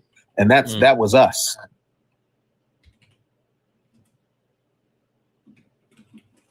I think there's. I never thought about it like that. I'm sorry, Santana. No. Go ahead. I was just gonna say, Sean's absolutely right. Like, you think that the deterrent worked, but in reality, what it is that you were never pushed to that point where you didn't have a choice.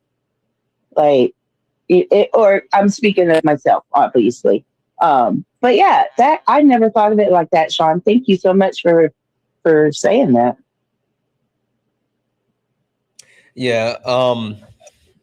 Okay. Give me a second.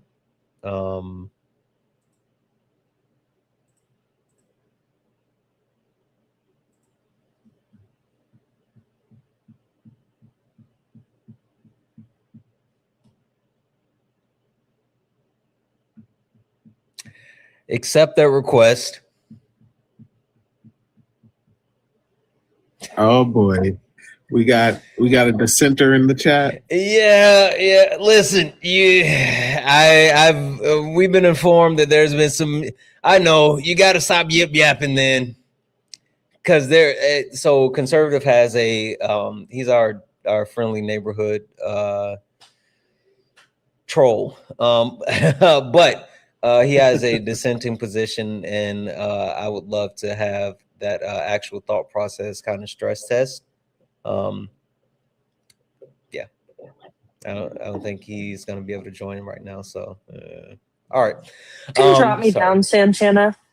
Oh no, you If you didn't want have to go. No, it's just he was Oh, saying okay. I was trying to get him up here, and he was saying that he can't join at the moment. I would love to hear directly what he has to push back on what Sean said. Well, until he can get up here, can I answer one of Al's? Am I allowed to answer one of Al's questions? Yeah, go ahead. Because I was skipped in the lineup. No, go ahead, say it. No, it's because I was gonna say because I'm not medicated, so I'm gonna blame everything on that. Okay. I think that when it comes to police and prison abolition, I think they go hand in hand, obviously. I think a big thing that people don't want to talk about when it comes to police abolition, and I've been waiting to talk about it, and I've been waiting for somebody else to bring it up, but I'm just bringing it up myself, is socialism. Me personally, as a socialist, as a full-blown socialist, and believing in the principles of communism, like these transformative actions of addressing poverty, the only way to do these things in order to implement like a new justice system, a restorative transformative justice system, is socialism. I have never heard any other system be able to do anything to help anybody, period. I think that we need to talk about, especially when it comes to getting rid of police, I think we need to talk about socialism and the implementation of socialism and how that looks, the transitionary periods, and what you talked about before, Al, with harm reduction, because this is why when Santana, right now I'm talking to you, this is why I get so defensive when people say things like voting is harm reduction, because I'm just like, you don't understand what harm reduction means. When it comes to harm reduction, like voting isn't making any change. You're not moving towards anything. You're not doing anything. You're not stopping any harm, and you're not going to stop any harm in the future. Like this, what harm reduction is actual practices that can predict things like future events, material conditions for the people, and figure out how to distribute goods to certain people. And those goods also include justice towards people. This is why I wanted to talk about habeas corpus the other day. Go ahead, Al. Well, and before Al goes, I'll just say this, because we're starting to get towards the, thank you for the cat. We're starting to get towards the end. And so Al, I know I've been kind of holding you back as far as the day 4 conversation, but I think this would be actually a great point to have that bridge, and like we could talk about what Sean's talking about and then wrap that in and kind of set the stage. So yeah, anyway, go ahead, Sean, and I'll let you, however much you want to like tip your hand for tomorrow and everything, we can do that as well. Okay. I mean, I didn't really have much to say other than to Sean's point. There is this book called Undoing Derugs, and it's not just about derugs. It's about what harm reduction is and how harm reduction was founded, where it's an incredible resource for harm reduction. And I think that Sean is right. Harm reduction is a huge part of getting us to a place where abolition is possible. I'm not going to start a fight over the polls about voting harm reduction, but I agree. Harm reduction is what we need to be looking at, and how that effectively gives people what they need and creates positive change.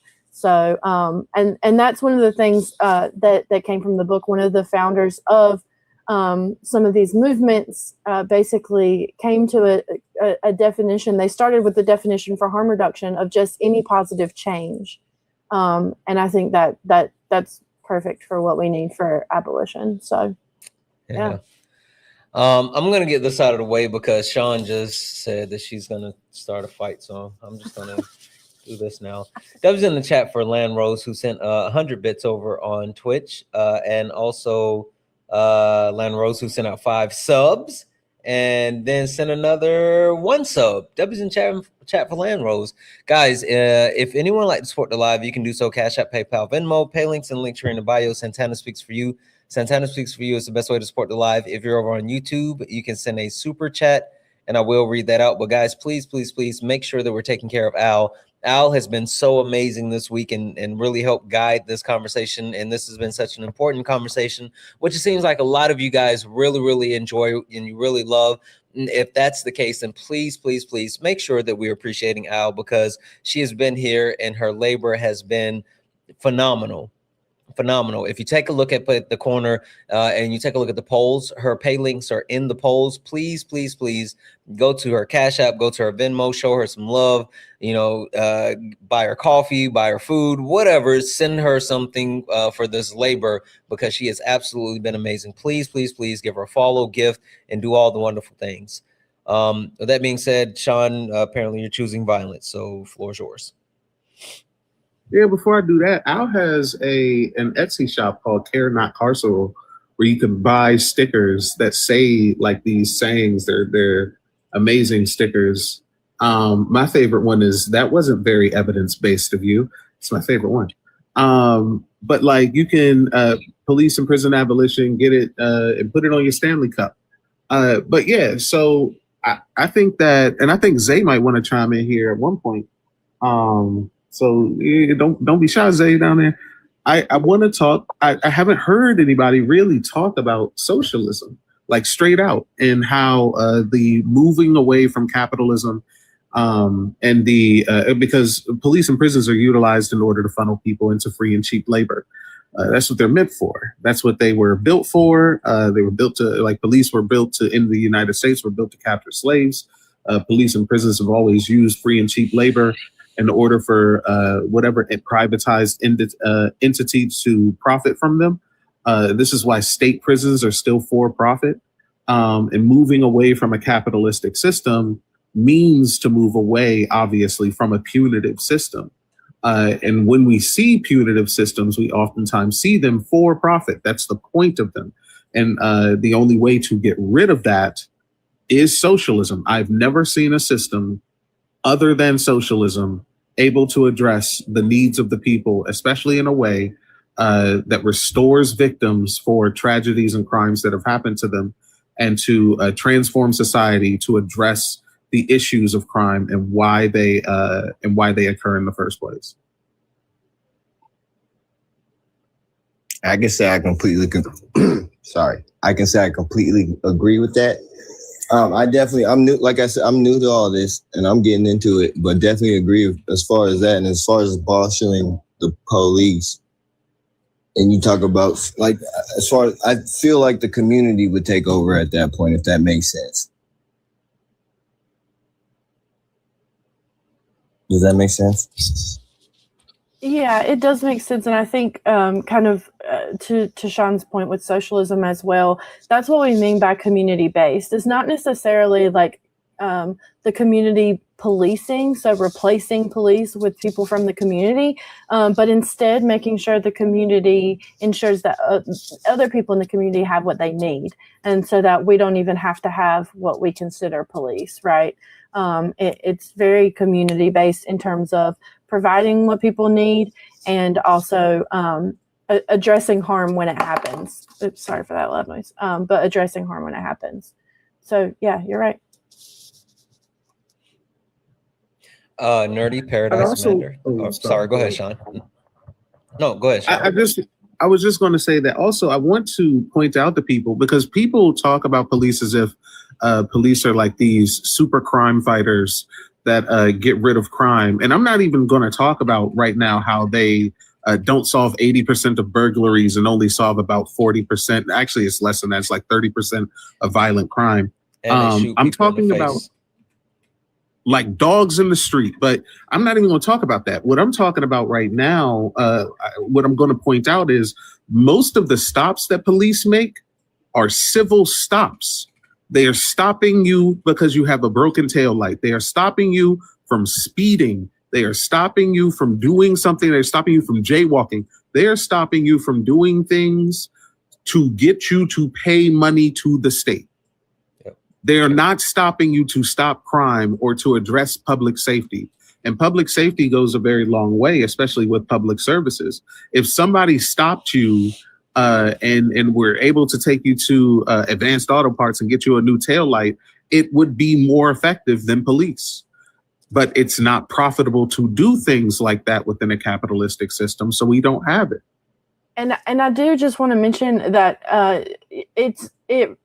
that is the largest form of contact between citizens and police is a traffic stop. And so even if they are pulling you over for something civil, it often turns into something criminal because now they've had probable cause to stop you, whether it was your taillight being out or, whatever. So just want to throw that on top of that.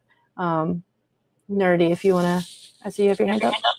Oh yeah, I just wanted to add a couple of things. One, about socialism. If people are kind of on the fence about socialism, like, they hear, obviously there's one bad group that's associated with socialism. Obviously they're not real socialists, but I just want to say, like, if you ever collected unemployment, congratulations, you're a socialist. Right? Two, to add on to what you were saying, I watched a piece on. I do want to say for socialism is a mode of production in which the means production are owned by the people. Like that motive of that production changes from being for profit, like it is in capitalism, to being for human need. That's how we figure out our bottom line within socialism. One of the big things in socialism, which is crazy work to me because people say that socialism doesn't have a way of calculating what it is that the people need. Whereas socialist regimes actually, whereas socialist regimes actually overproduce oftentimes. And when it comes to, I don't see why a socialist regime would have an issue doling out what we would call justice to people who would need justice. And I don't see any other system at all addressing that. And I don't see police even addressing the things that people are saying that police address. I don't see police addressing rapists. I don't see police addressing murderers. I don't see police addressing any type of violent criminal in a way that is effective to society in order to either stop recidivism or to keep people safe.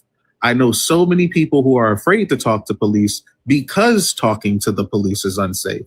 And not because the police are unsafe themselves, but because police are human beings and they gossip and talk and they will give your information to the wrong people and have you unalived for no reason other than they wanted to gossip. Like these things are something that like things that happen to people in real life. And when police do not address these things. So when people come up and they say things like, well, what do we do with the murderers? Or what do we do with people who are violent? Or what do we do with people who blah, blah, blah, blah, blah, whatever. They're not addressing that in the first place. They're addressing your taillight. It was a great piece that Last Week Tonight did about the probation and also the ticketing, the trafficking system that we have and how predatory it is and how it mostly targets the poor. So if anybody was like, is more of a visual learner, not really a book reader, Last Week Tonight does a lot of great segments on their show about those things. And it leads you in the right direction of wanting to learn more about those things. Can I say something on what Sean said? As far as they're more problematic than anything. It's funny that you said that because I lost a homie to that a little 2-second video of him being interrogated, but all he did was give his name and they released that, and he ended up, they ended up getting him for that. And it's funny because out here there was an incident with some apartment buildings, and then they got on the news and said, well, not on the news, they got on social media and called out all the gang members, the same gang members that they were harassing and locking up, to do something about the apartment buildings being taken over. They're just more problematic than anything else. Yeah, and it's legal. I want to point out, I'm sorry, Al, just give me like 2 seconds. I want to point out that it's very legal for police to lie. In these situations where police are interrogating you, they will come to you and tell you that people who are in your gang, people who are in your circles have said things that they have not said and put a target on those people's backs because it is legal for them to lie to you. That is absolutely true. I forgot what is the term called. There's an actual term for it, but yeah, they absolutely and they have the coverage to do that. Sorry, go ahead, Al. No, I mean, I don't have really. Sean said it all, and so did everyone else. I think I think my approach is a little bit different, and we have talked about capitalism and down with capitalism and white supremacy, but I think if we really humanize people who are incarcerated, if we really humanize people who are harmed by these systems. I'm sorry, something keeps popping up, and that's okay. I apologize. No, you're good. But if we humanize those people and we talk about the context about of how those people end up entrenched in these systems, I think then people feel like it's obvious we just need to move to socialism or even communism, because if what we can do to prevent harm and what we call crime is address poverty, if we can give people water and food and shelter and education and healthcare, if we can do those things, why would we not? It feels like a very obvious thing, I think, once you make it to that point. So absolutely. I promise if I'm I not could paying just say Sean for something real advertising. quick. Yes, please do.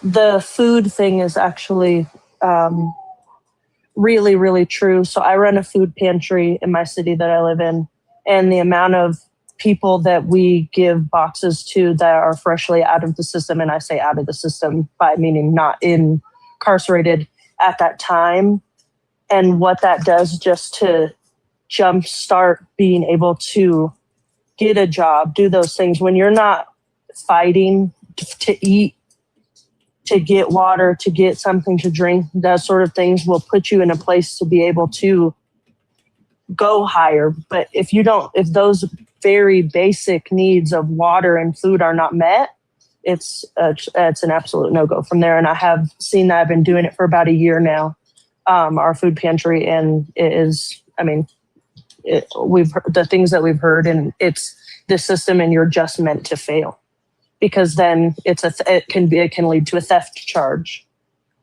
But what is the theft when it's something needed? So like, it's not a want, it's a need kind of thing. So that was actually interesting that you brought that up. Dang it, someone beat me to it and put it in the comment section. Yeah, Maslow's hierarchy. That's absolutely Maslow's hierarchy. Also, qualified immunity. Shout outs to Kay. So I also W's in the chat for Gene. And Gene sent a $1 donation and said, W's in the chat for Sean, L's in the chat for Santana. Be nicer to Sean. I am absolutely not. I'm the nicest person that Sean knows. So there's that. I do want to kind of wrap it around and start to get to the conclusion. But Al, I want to give you the floor, and then I want to pass it around to the rest of the panel. Because I think tomorrow is going to be a really big day, and it's something that a lot of people have been trying to get to, and I know for a fact something that you're super excited about. So can we kind of introduce what we're going to be focusing on tomorrow, and then I want to get some opinions from the people on the panel about it. Yeah. So tomorrow we're gonna do kind of like a call to action in terms of what we can do that feels more tangible in terms of getting to abolition. And it's called non-reformist reforms, which is a mouthful, but it basically just means moving away from the reforms that we know that prison is, and the reforms that we have applied to the criminal justice system, even police forms. We love to talk about Obama. We can talk about his 21st century.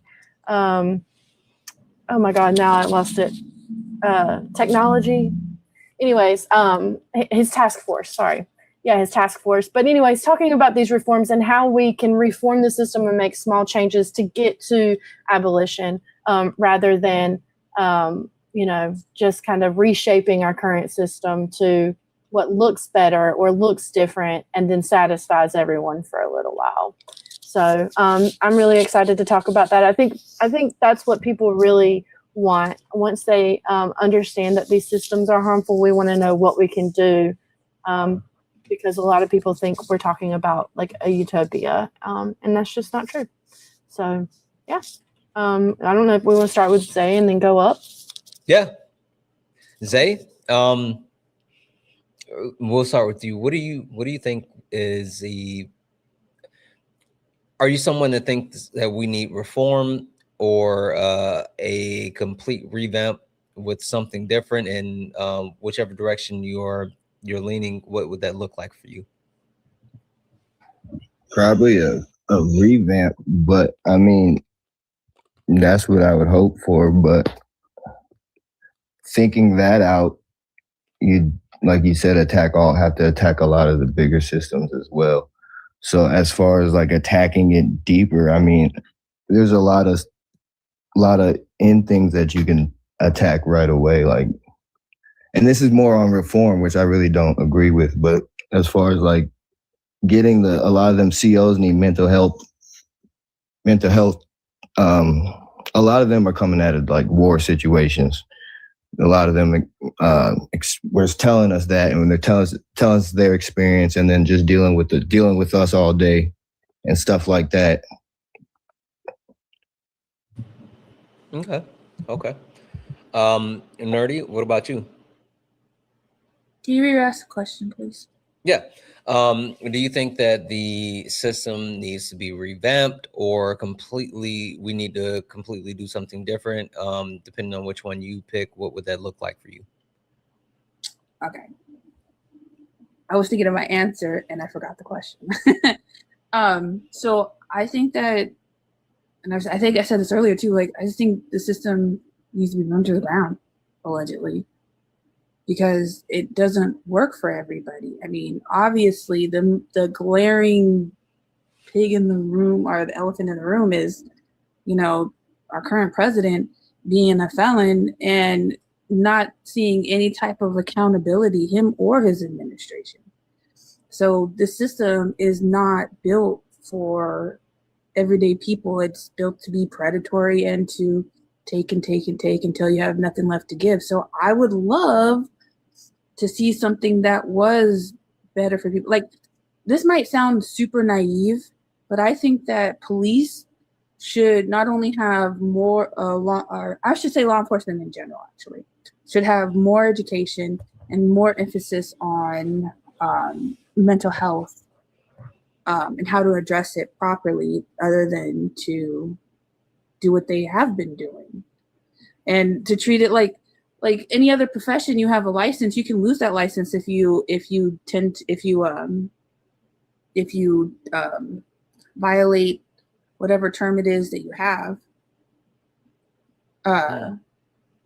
So, and sorry, I read the chat. Don't read the chat. I know.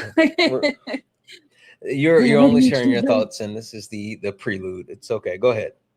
Right. Like, this is just the scratching the surface of what I think, because I obviously don't think law enforcement needs more education to be abolished, but let me rephrase that. No, it's okay.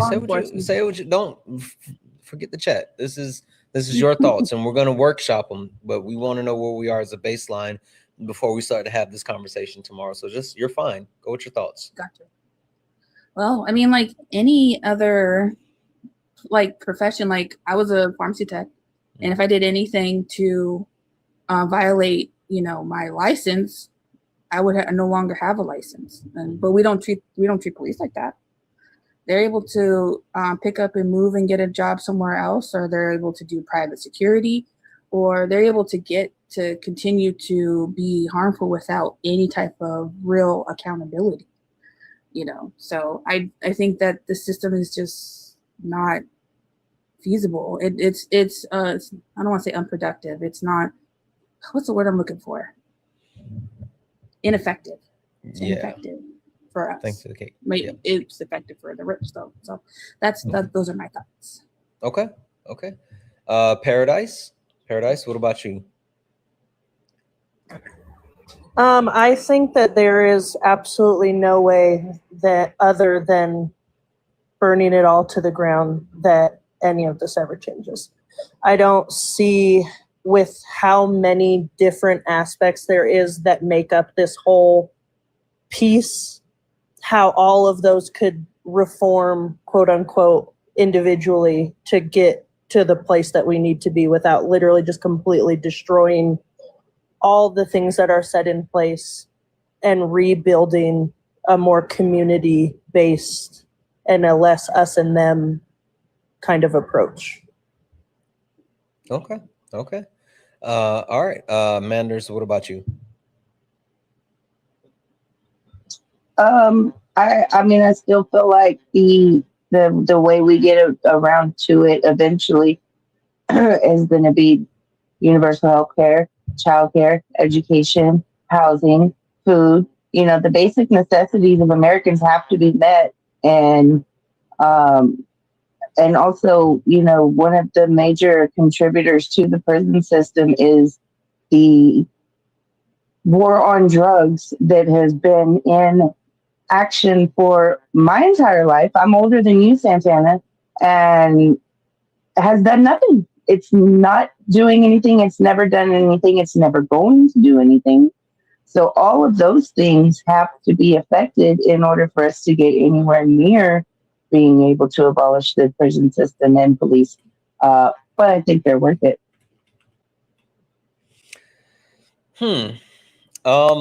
Well, I will say that was kind of an interesting point for the last thing that you said, Manders, because I may push back on you just a little bit, right? I mean, you said that when you say older than me, what are we talking, a couple of years? No, I was born in 1980. Okay, yeah, a couple of years. I was born in 87. Okay, that's 7. So that's more than a couple. Several. You know, it's funny. But yeah, I have conversations. I tell people like, you know, oh, I went to Canada, and they're like, oh, you went to Canada? I'm like, yeah, that's just right up the street. Mm-hmm. It's just that's right exactly what I was thinking about was Dare Week. Yeah, like it's just right up the street. But I do want to say that I will push back on you because you said that it accomplished nothing. And to say that it accomplished nothing would actually disrespect this living you're legend. right. And I refuse. Oh, where'd it go? Dang it.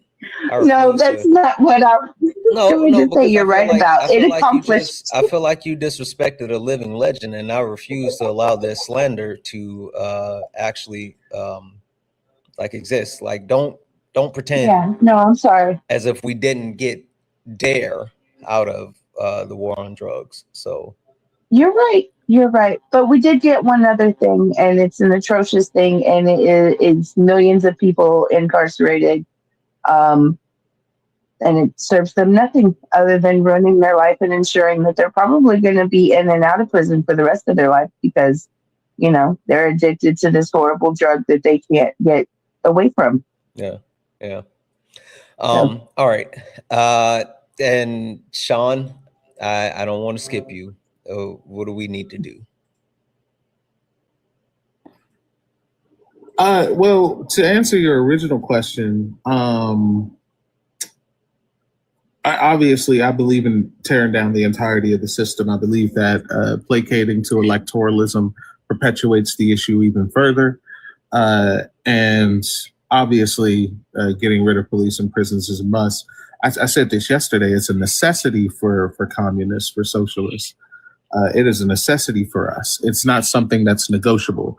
It is not an option if we are asking to get rid of systems that are meant to oppress people and to uphold class systems, that is economic and social class systems, that police and prisons have got to go. They just got to go. Except for Luke Kennard and Austin Reeves. Them niggas need jail time. How you play 30 minutes, you made 8 points. Nigga, the king needs help. I don't want to do this because this is the king needs help. No. I don't want to be overreactive. It's game one, and it's game one. LeBron Y'all remember. I hear you. But y'all remember Parks and Rec, where they had the Venezuelan administrators straight to jail. Straight to jail. Straight to jail. I remember it. Wearing a sweater I don't like. Man. One thing I want to call out really quickly, and I want to say this for you, Nerdy, but I also want to say this for everyone that's watching. One thing that I really appreciate about our community and being able to have these conversations and like how we go about doing things is I understand that everyone might not be at the same position and may not have the same thoughts. I might have a logical conclusion, and I believe in people being able to get to that conclusion. Even like Al will tell you, when we talked about night 4, I specifically had breaking down and rebuilding. And I wanted to say it that way because I don't want it to be a situation where we give people the point that we think that they should be. We want people to be able to get to the point that we see is necessary, but we don't want it to be a groupthink thing, right? We want to make sure that people understand there's no right or wrong answer when you're giving your opinion. But we are hoping that you guys have learned from the conversation this week, and you're getting where we're going. Like you're picking up where we're putting down. And so I think tomorrow's going to be a really tough conversation overall, because like what Sean said, or Al, I'll give it to you. What do we need to do, Al? Well, first, if I can just kind of back you up in what you're saying, because I did want to say to Nerdy, I think all of these feelings and opinions are valid when we consider the ways that we've all been harmed individually, our communities have been harmed. When we think about the propaganda and the propaganda that we had, I mean, just like anything, we talk about deconstructing, you have to deconstruct this as well. And so when you caught yourself whenever you were talking about a reform and you're like, oh, wait a second, that's a reform that's not going to lead to abolition. And then that's when you backed up and rethought about it. And I think instead of, feeling weird or, however about it, I think you should think of that as progress, because that just means that you are thinking of non-reformist reforms. Mm-hmm. And that's what we're going to talk about tomorrow. I'm excited. I really want to, I'm going to address some of the things that Nerdy mentioned tomorrow. And we're going to talk about how we get there and how it's not as scary as it seems. Yeah. I'll just say everyone doesn't need to be Sean right now, but that is why we are voting for Sean to be president. Yeah. So.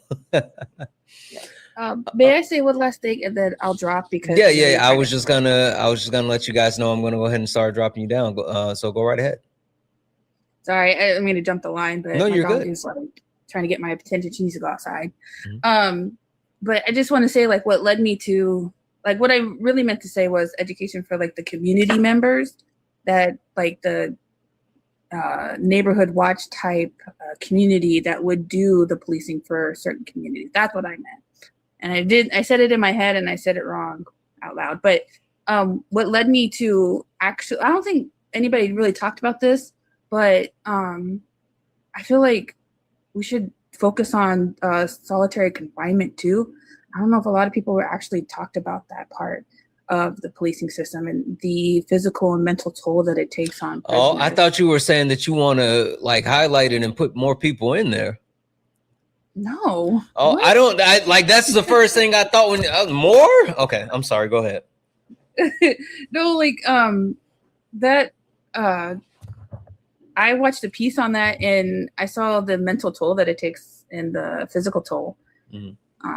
And it is it's very, very, very serious. And I don't feel like it gets mentioned enough. But no, I don't want more people to be in solitary confinement. Like, put them in a hole. Yeah. And there's a documentary too that was released, and I hope I get it right. It's about Angola. Like the prisoners snuck in were able to sneak in phones and show the conditions of what's going on in Angola currently, but I can't remember the name of the documentary. But if you ever get a chance to see it, it's very, very eye-opening. And I think hopefully somebody in chat knows what I'm talking about. Yeah. Okay. All right. Thank you for coming up, Nerdy. I appreciate you. Thank you for having me so much. I appreciate it. Absolutely. Manders, anything quickly from you before I drop you down? No, just thank you for doing this. You know how much I love you. Al, thank you so much. I've learned so much from you this week, and I appreciate it. If I wasn't broke, I would send you money. And Sean, for president, absolutely. Everybody vote. All right, I appreciate you, man. Everybody. Love you. Bye. Zay, anything from you quickly before I drop you down? I don't know why I got so nervous, but hard re-education and revolution. That's it. I don't know. It's just a lot of people. It's like public speaking. It's just us up here though. Like I forget that it's no lie. It's just us.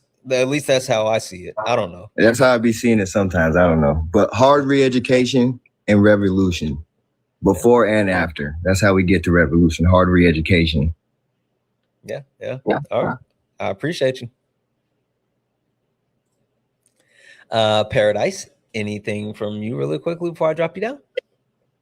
That's funny that Zay got nervous because during sparring, he's in the comments just yapping, keeping them in line. You had running people left and right. You had a guest named Susie up, and he was in the chat. He said, "Don't be choosy, Susie." Yeah, Zay just like he was in the comments. Yeah, getting them right in the comments. But I don't have anything else to add. Thank you guys for having me up here, and I will be following along every step of the way. So thank you guys so much. Thank you, Al, and thank you, Sean. And have a good night, you guys. All right, thank you. All right, Sean, what wisdom do you have for the people? Honestly, I'm just going to do some promos. Etsy.com, care not carceral. Etsy.com, care not carceral. Etsy.com, care not carceral. Well, I will say, Zay just mentioned education and revolution. And I do have a sticker that says the first step to revolution is education. I actually have it on my own computer. So get you some laptop stickers, get you some Stanley Cup stickers, get you some stickers, man. I'm telling you, I love these stickers. I gotta buy some more water bottles for some more. It's a lot of stickers on here. Stickers. That's ridiculous. Yes, absolutely. Are you kidding me? Yes. Absolutely. The documentary that Nerdy was said that we're ordering stickers. As long as you don't put those on my laptop. W ordering stickers. No, don't say nothing now. Tell her to just let me know what she wants. No, I'm we don't. I'm muting now. I'm muting now. We don't do that. It's my turn to talk. Don't overtalk me. Don't overtalk me. Oh, fucking a freaking chaos. Holy smokes. No, I told Santana that the other day. I said, if you see something you like, just let me know. Sean, no, I don't do that. So okay. No, you really don't do that. The documentary that Nerdy was talking about, very good. It's called The Alabama Solution, and it's on HBO Max. So it is good. Check it out.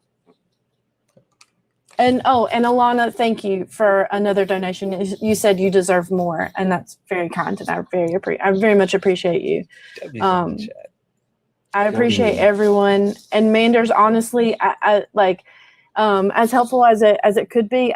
It's really important to me to talk about these things, and so just hearing that I've taught you something or that I've influenced you in any way is enough for me, honestly. That sounds so corny after I said it, but I really do mean it.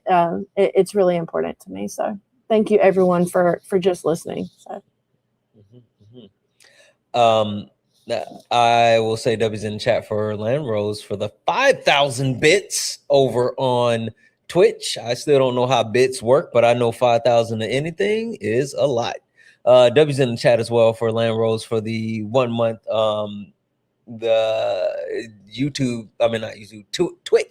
Twitch sub. And I think that's it. We set the stage for tomorrow. Sean grifted. Anything else from either one of you?